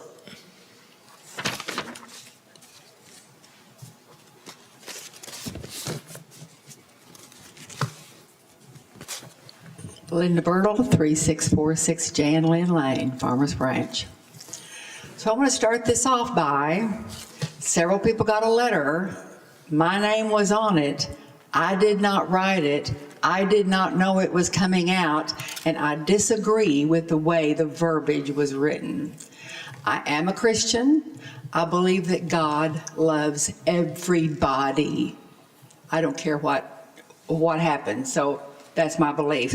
So if you saw the letter, I proposed, and this is Linda Bertle's calendar, please don't do that. It's written exactly as many of these people said. Let's highlight Farmers Branch. You're the city council. Highlight the city you live in. I was on the website I don't know how many have been on there. I had never been on there. Farmers Branch special events. It's page after page after page of things that happen in Farmers Branch. The dates things happen in Farmers Branch. The number you call if you want to be on a baseball team, a soccer team, a basketball team. How you rent an event in Farmers Branch. So good. But you know what? I don't know how many of you been on the site? Even on the council. Terry, thank you. David, thank you. Many people have not. So wouldn't it be great if we had that on social media? Something different every day, something different every week, something highlighted about Farmers Branch. Social media goes far and wide, guys, way farther than our website in Farmers Branch. So I encourage you to sell who we are, what we do. And don't use any special interests at all. I don't think we should. Thank you. Thank you. That is all the speakers that I have signed up this evening. So now I'm going to go back to Councilman Reed, who... What are we talking about? Wake up. Got a couple of some prepared words here. I appreciate the feedback regarding the calendar, I really do. We've heard commentary that spans from being well thought out to the ridiculous to the musical. Last time we talked about this, we had someone accuse us of wanting to have a crazy and outlandish parade with scantily clad individuals, and they even brought pictures. Of course, we did not show them. Additionally, there was a recent letter, as many people have referenced, email that was distributed that makes reference to Muslims. Despite what the letter claims, Islam does not practice idolatry. It's actually the second most practiced religion in the world, right after Christianity, and is similar in the fact that it too only recognizes one God. As a quote in Ted Lasso, some of you might have heard of Ted Lasso, it was misattributed to Walt Whitman, says, "Be curious, not judgmental." So consider knowing or learning about what you are talking about before passing judgment. And that's something this calendar gives you an opportunity to do. It gives you exposure to different things that are out there. Now, unfortunately, the primary point of contention in the calendar seems to be Pride Month. And I get you. Personally, I can't relate to Pride Month. And to be honest, it's not that important to me. However, it is important to some members of our community. And as a city councilman and a member of that community, this community, it's important to me from that perspective. And I think that it should be recognized in the city calendar, similar to the other cultural acknowledgements. And please remember, recognizing is not supporting or promoting. Now, having said that, I do not support any resolution or proclamation regarding the Pride Month by either the city itself or another entity on the city's behalf, and stated that when Councilman Roman asked me about it. Nonetheless, it was supported by 3 members of the council. So I had to accept that, and I moved on.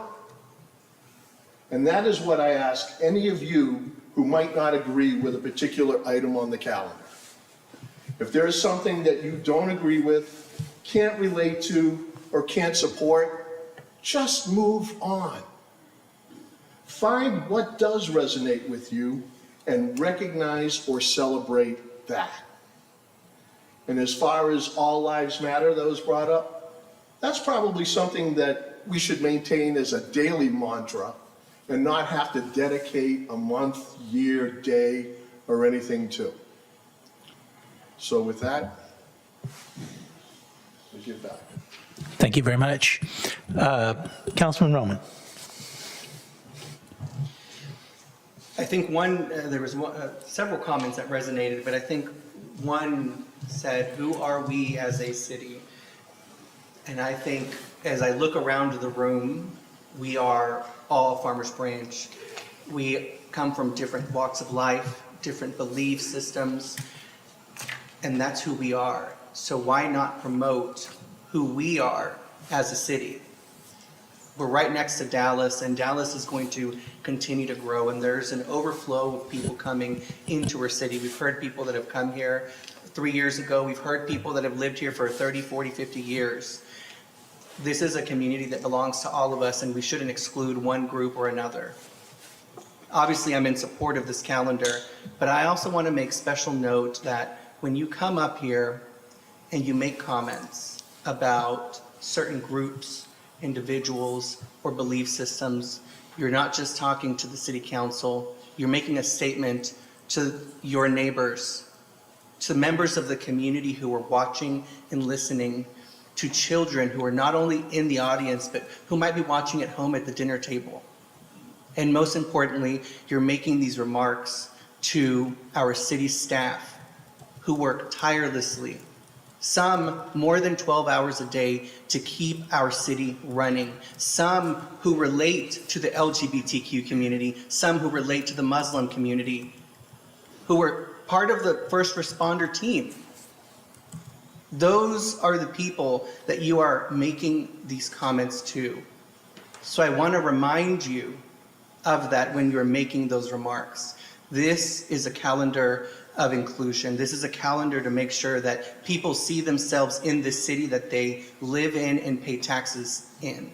When our staff walks into that door, I want them to feel that they belong, that they're seen, that they're recognized. And when our taxpayers walk into this building or any of our other facilities, I want them to walk in with confidence in knowing that our city council sees them and recognizes them and respects them enough to put a social media post, which doesn't take that much time to put up there. And it's up there, and the people who want to celebrate it can, and those who don't, keep on scrolling.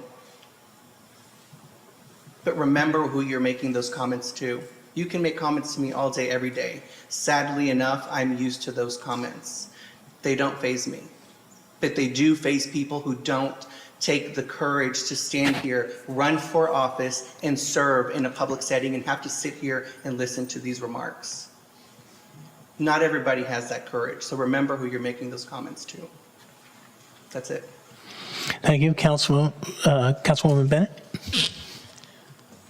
So yes, I was one that voted for it. I was very clear in that I didn't have a problem with the social media posts. I don't like proclamations or resolutions, quite frankly. I feel like that I have heard enough from the residents that takes, the ceremonial items take so much time away from the business of the business that they don't want to engage. There will be a future agenda item on that. So when I was asked, I said, I don't have a problem if they want to put it on social media. FOIA me. It's exactly what I said. Ask the city manager. So then they pushed back and they said, oh, but wait a second, this isn't the city doing this. You're right. I had to go back and look, and it was not the city asking. It was our state representatives. And they weren't asking, I might add. They were stating they want to come and do this. How do we say no to our state representatives when they respond to all of us? I can't tell you how many times, if you live over on Sunbeck, they helped us with TxDOT. How many times have we asked for other things? You know, honestly, Julie Johnson, for our infrastructure. We ask them for a lot and they respond. How can we say no to that? So you're right, Mayor. I absolutely said, and I quote, I will not tell them no if they want time. And I will stand by this. It's social media. It is a marketing calendar. And it is not all inclusive. I have asked Stacy. It is not all inclusive. We can add more things. We can subtract things if we want to. This just escalated so quickly that even the council didn't know what we needed or were supposed to be doing on the topic. Thank you. Councilwoman Villafranca. Thank you. Thank you very much. I'd like to, a few points that were made, two people that made this point. We really do need to add Jewish American Heritage Month to the calendar because they really are persecuted. This is a thought that I have from one of my favorite, that I like to read, by Bede the Venerable. And I think that it's important because many of us, are Christian, and sometimes it's easy to, instead of being created in God's image, we create God in our own image. And so I think it's important for me to read this. For it often comes about, for example, that people who publicly judge a murderer to be a sinner may not perceive the worst evil of the hatred with which they themselves despoil someone in secret. People who bring an accusation against a fornicator may ignore the plague of the pride with which they congratulate themselves for their own chastity. People who condemn a drunkard may not see the venom of envy with which they themselves are eaten away. I think that it's really important for us to acknowledge people that do tend to be vulnerable and that come from marginalized community like me. None of us I wasn't asked to be born a woman or a man. I was born a woman. I didn't ask to be born left-handed. I'm left-handed, even though they tried to beat it out of me because they thought you were dumb if you were left-handed back in my day. This is just the way that we're born. And I think the fact that there are so many people here is further affirmation that we need to acknowledge people that are in marginalized groups. And how dare one person try to rile everybody up to create hatred and division in our community. This is not who we are. This is not who our community is. Thank you. Thank you. Councilman Neal? Thank you, Mayor. Excuse me, in my opinion, I think we spent far too many hours on this topic. We've had 3 or 4 council meetings and study sessions and countless staff hours working on this, and emails from residents and text messages and social media posts, ... I generally feel and believe that, we have many more important issues facing our city, like our roads, our streets, water and sewer that was brought up tonight, code enforcement, public safety, our parks, and on and on and on. So after listening to the residents out here tonight, it's clear that this is a divisive issue within our community. And it does little to promote the inclusion of all people, all people. So I do think that a resident said it best earlier, that by us trying to be inclusive here, we are being exclusive of some other groups and not being that are not being included. So those are just my comments for tonight. Thank you. I just want to say thank you to everybody who showed up to speak on this, both for and against. It's not always easy to stand before the city council and the neighbors, your neighbors in the audience, and those that are watching on TV to voice your opinions. So thank you all for actively being involved in your local government. I will expect to see everybody back here in 2 weeks for another council meeting, just because we like having people here. Sure beats an empty room. Anyway, council, this item is marked for action. I'm sorry. Mayor, I make a motion that we approve agenda item L1 25-421, the calendar of events for social media acknowledgement. Oh, with the addition of Jewish American Month and The others are already included. yeah. So with the addition of Jewish American Month. Sorry, I don't mean to laugh. Second. We have a motion and a second. If you would, please indicate your vote accordingly. Motion passes. Thank you very much.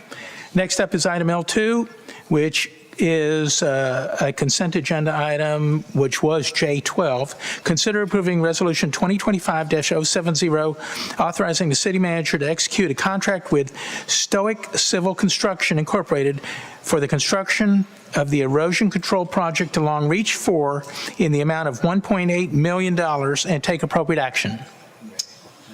Good evening, Mayor, council members. Reyes Reyes, Director of Public Works. I'm bringing here before you a construction project to be awarded to Stoic. Ray, 1 second.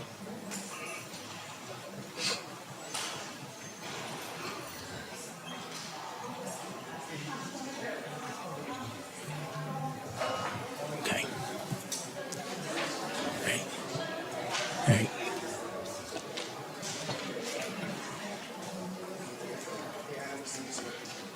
Okay. Go ahead. Here to bring before you awarding the construction project for the erosion control project along Farmers Branch Creek to Stoic. So let me go ahead and get that going. In 2019, Friesen Nichols commenced a study for the Farmers Branch Creek. In that study, they listed out a bunch of projects that would have to take place throughout the duration until today. This is one of those projects that was identified as an alternative to the erosion. It was one that we were kind of putting away for a little bit, but the erosion seemed to get worse, so it's one that we brought back up and brought it here to be awarded. In January 2020, January 4th, 2022, City Council awarded that contract, the design contract, to Nathan D. Meyer, who went ahead and took it to full construction plans and then went out to bid this year. I would like to add one thing about our procurement process. So the way we do our construction awarding is we go out and advertise the project for 2 weeks in the public newspaper.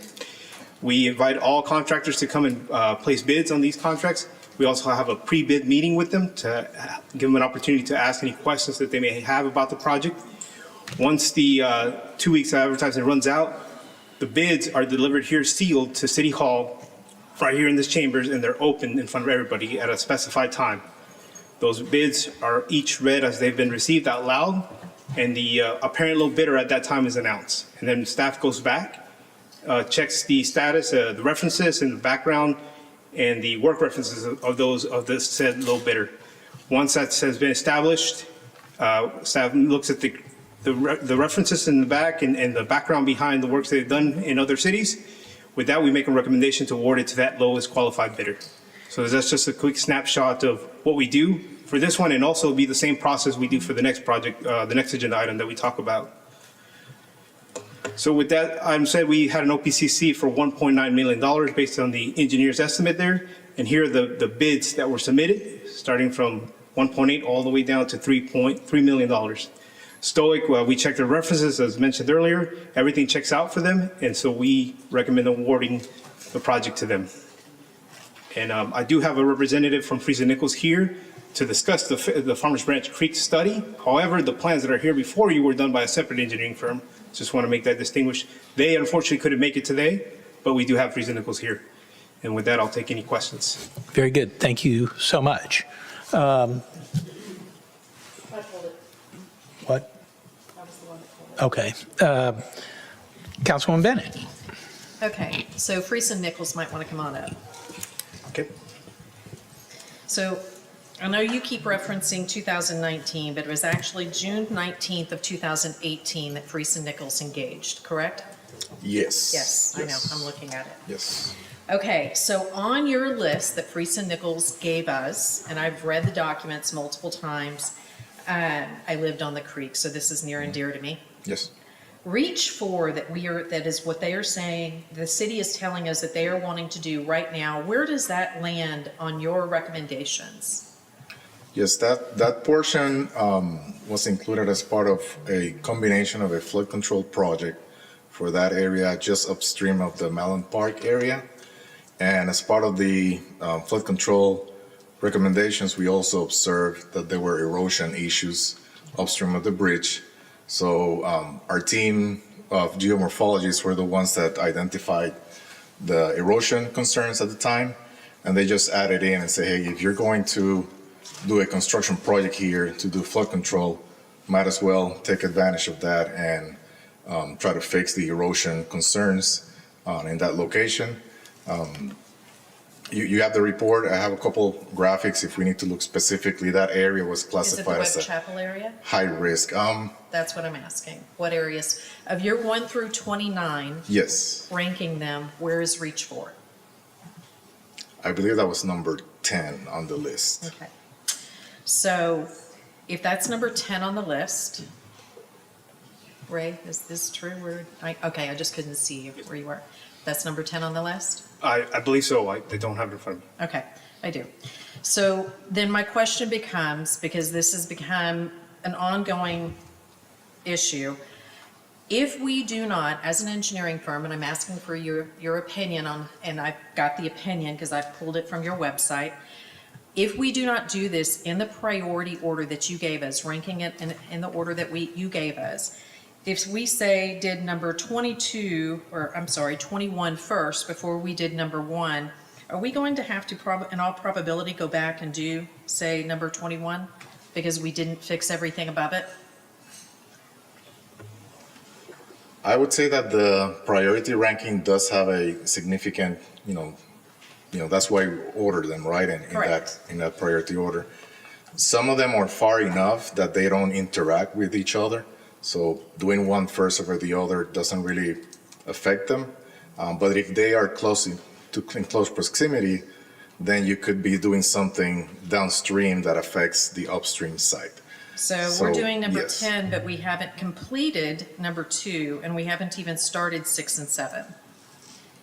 Yeah, I don't. Yeah, the sequence. That's my concern. That Yes, is I my understand. concern, is that the erosion down, because we're changing things downstream and the physics of the water flow, that you're going to change things upstream, causing us to have to spend more money to redo downstream again. It's good money after bad money. So, you're absolutely right, Councilmember. So I would have taken it the same way too. I would have done your priorities and gone down the list. And that's how I tend to move forward. Now, this is a project that started before me. I'm not saying that, but it's just something that was already in the pipeline. I'm trying to get it executed. But yes, you're right. I agree with David. We hire them to rank them, and therefore we should move in that order. We should have gone with the specialists. What was done before me, I don't know. I'm just trying to make sure we can complete what we have before us. And as we start a new leaf with as we move on to newer projects or redo the study again, once we see what those projects have done, because there is a reassessment of those projects that need to be done, we can look at those. And again, I'm a big believer in following those rankings as we pay the Well, the consultants. other concern I have, honestly, is that we also, and I had asked for this, I had asked for very specific to the dredging, and it does play into this because Rawhide, according to the report, does better with the dredging, but Farmers Branch Creek does not, creating issues upstream because the sediment settles and we're only doing it every 20, 25 years. So have we included the dredging into these issues? So in there the is- overall assessment of them? Again, with the study that was done prior to, I don't think the dredging was a part of. I think it was more creek stabilization and creek erosion. There was no dredging. Typically, your dredging is more for ponds or areas that you want to kind of keep with pool Correct. area. And so I know that downstream of Josie Lane is the only one I've seen where they have that Malin Park where it has the Correct. dredging. And that's Farmers Branch Lane, Yes. or Farmers Branch Creek. It is part of that creek, but I don't think it was looked at it from that standpoint of a dredging project. I think it was more creek stabilization and minimizing erosion. Okay. Yes, Moving that's correct. forward, can we incorporate that since it's all inclusive Yes, ma'am. and go in priority order so we don't have to spend taxpayer dollars again and again on something that we should have gone in order with to begin with? I couldn't agree more. Yes, ma'am. Thank you. Thank you. Councilman Roman? No. Councilman Reed? Councilwoman Bianca? Yes, thank you. I received a note from one of our residents that actually lives on the creek. And she indicates that the proposal by Stoic discusses adding sod for repairs that are done. And they've done it many, many times, and sod won't live there because it's just too shady. And I just want to make sure that that's not one of the solutions in the creek area there. So vegetation typically helps with the erosion, and so it depends. Now, David may not be able to answer that because he did not develop the construction plans that are here before you. There would have been the other one. Did you speak with Julie? Yes, but I haven't been part of Okay. the details of the design. That's what. So vegetation helps slow down the erosion, and so we put Gabion mattresses as well as part of the design, and so that's what helps. Both of those together help the mitigating erosion along the creek banks. Okay, I guess my concern is that there's so much shade back there that planting all of that sod is just not going to be effective because it won't live.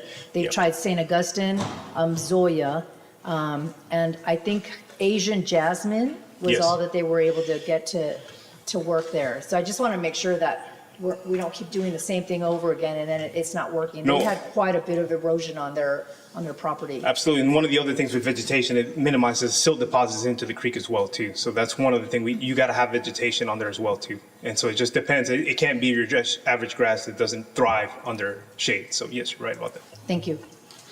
Councilman Neal? I would just like to say that I would concur with Councilwoman Bennett Burton that, we paid an engineering firm to help us prioritize and do the engineering work behind these. So I would agree with her that we should probably be doing them in the order that was engineered, unless there's some extenuating circumstance that says, hey, we have to address this other issue immediately or whatever. So that's the only thought I have. I agree, and like I said, as we move forward with engineering studies, that will be my direction to the team to move forward that way.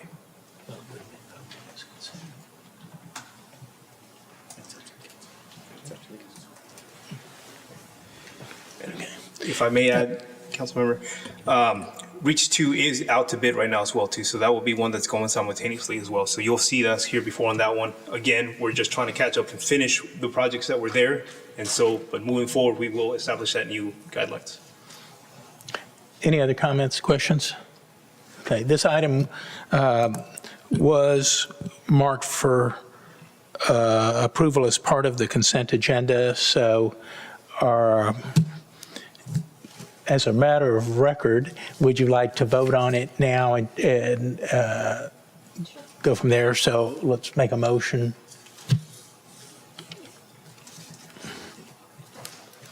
I guess that's the thing to do. Yeah, it's now a regular agenda item, so now we have to take individual action. Okay.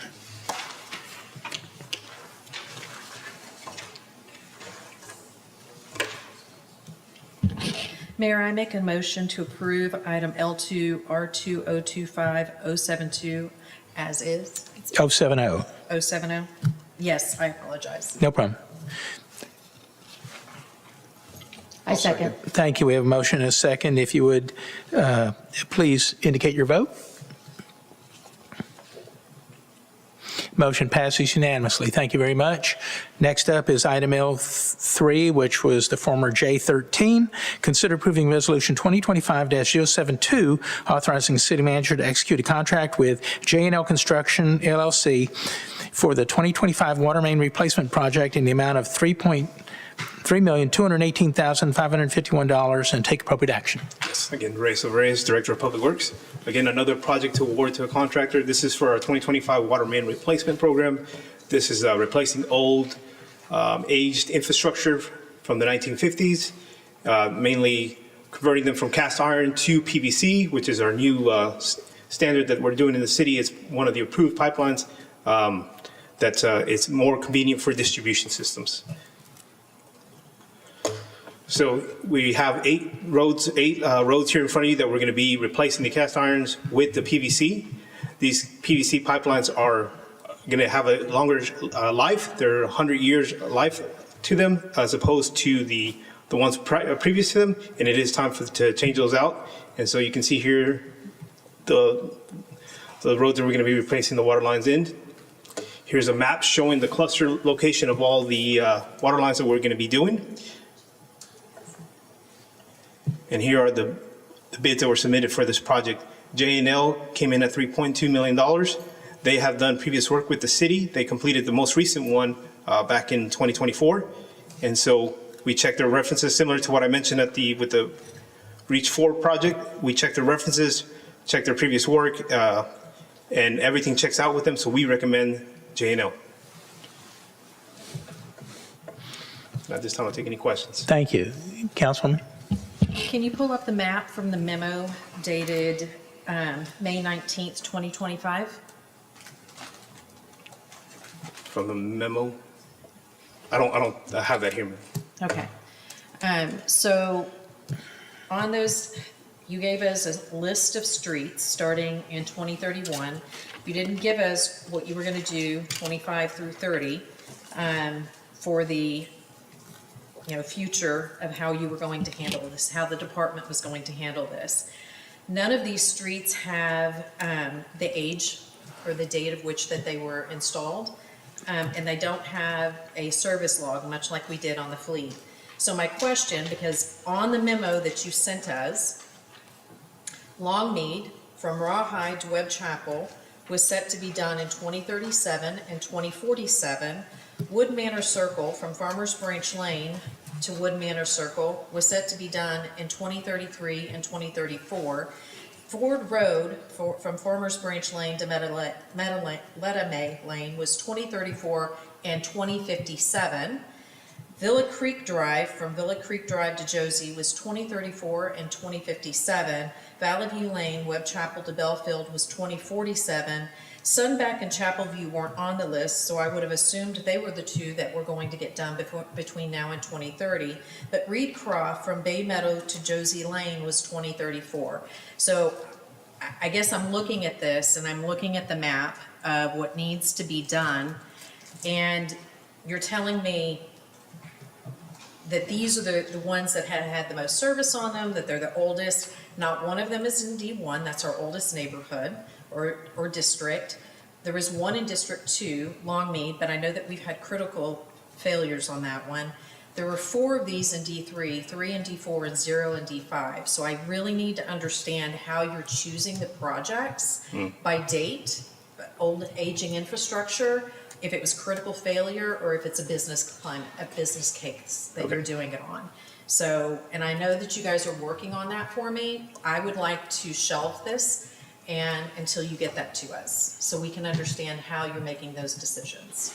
Okay, I would have to double check that memo I sent you, because we're following the plan that we put before you, so I don't know if something got mixed up, but I'll double check that. Okay. But the reason with the cast iron water lines,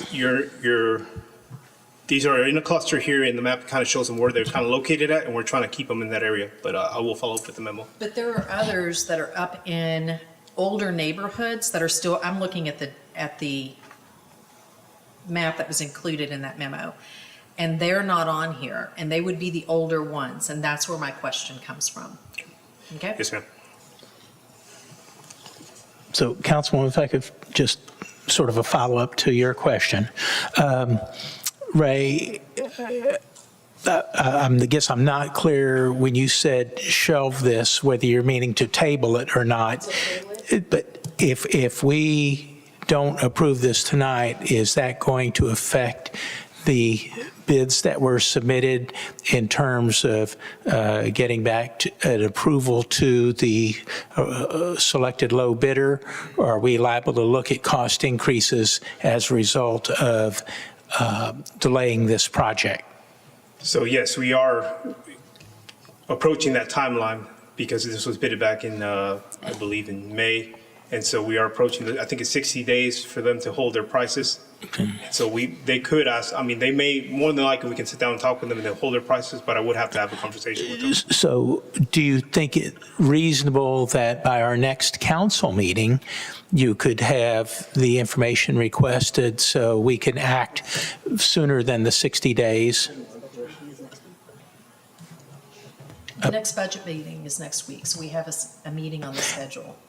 We do, the budget workshop, that's all we're going to be talking about. We won't be talking about this project at that meeting. The next council meeting will be July 1st. July 1st. Yeah, in July. So that first meeting in July, could we have the answers to her questions? I just don't want us to get in a situation where we're missing out on what you feel is like the appropriate low bid. Right. So like I said, I'll double check that memo to make sure that it was in line with what we followed, and that's how we were executing these plans. Now, I don't know about the time of installation, so I don't know what to give you on that process as far as us pulling it if you want it. Now, we can move forward with the new ones and redoing all those for the next years and putting them more in line with the years they were installed. But we would have to cancel that if it didn't match up with what you were looking for, is all I'm saying. Well, also the service on them. So, because my understanding, I had received an email from the city manager saying that the reason these were chosen was due to service, but I found it hard to, the number of services they had, but I found that difficult to believe since we had just gotten a memo on May 19th. So what they had over 8 weeks, they had infinitely more service dates on them. I mean, you So know, these plans have been prepared prior to me coming here. We were just executing on the plans that was laid out.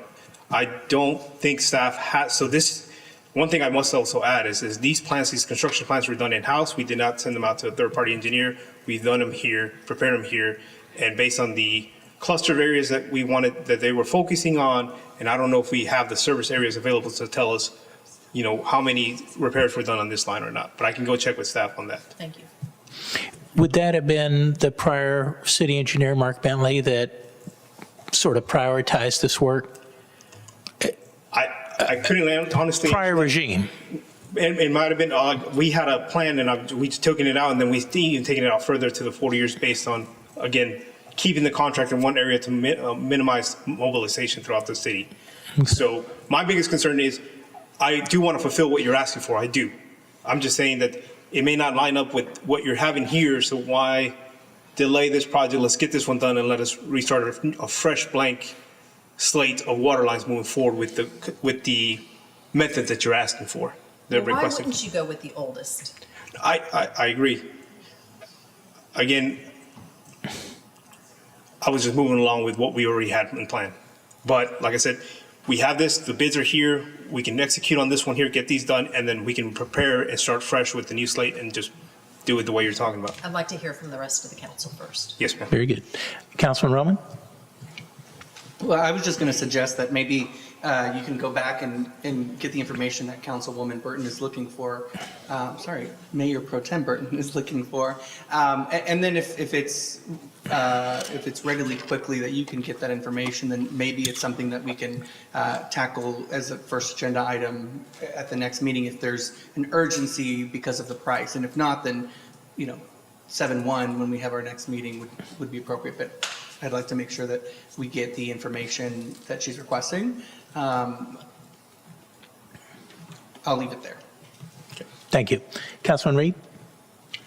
I agree. I'd rather, for 3.2 million, 3.7 million, I'd prefer that we had all the information on the table to make the best decision possible. Okay. Thank you. Councilwoman Villafranca? No comment, thank you. Councilman Neal? I'm good, thank you. Okay. So this work needs to be done either way. Correct. Okay, it's just a matter of whether we do this first versus moving to something else. And if we move to something else, more than likely, this is going to cost more money down the road.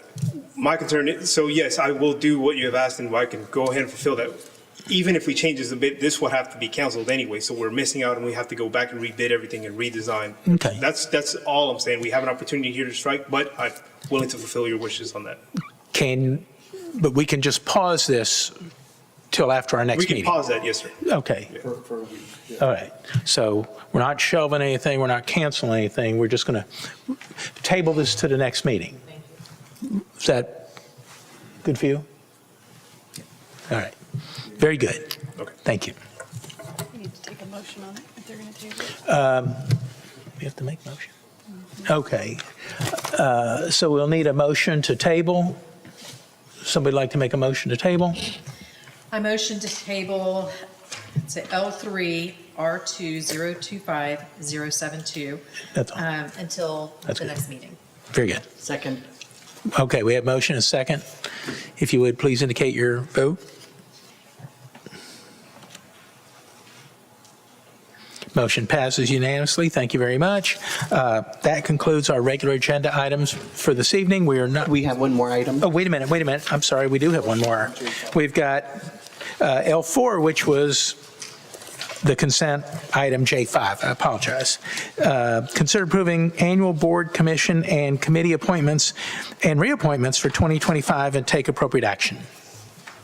Hello again. Hi. Sorry that I didn't ask this earlier. I was reading through my notes and realized I skipped over that portion. So I did see that we only received one application as of Tuesday when this item was published for the Valwood Improvement Authority. Have we received any more applications after the posting of that agenda? We have received one additional application. Has that person been background checked and did it pass? Yes, she has. So they're a viable candidate for us to consider? Yes. Okay. Could we go ahead and table this until the July 1st meeting. Would you guys be amenable to that so that we can review both of the candidates and see who we think is the best one for that? Could I make a Sure. request?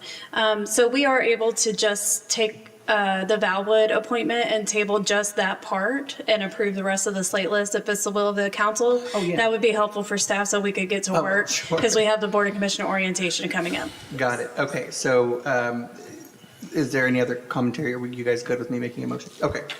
I'd like to make a motion to approve 25-397 with the exception of the Valwood Improvement Authority appointments. I'll second. Thank you. We have a motion and a second. If you would, please indicate your vote accordingly.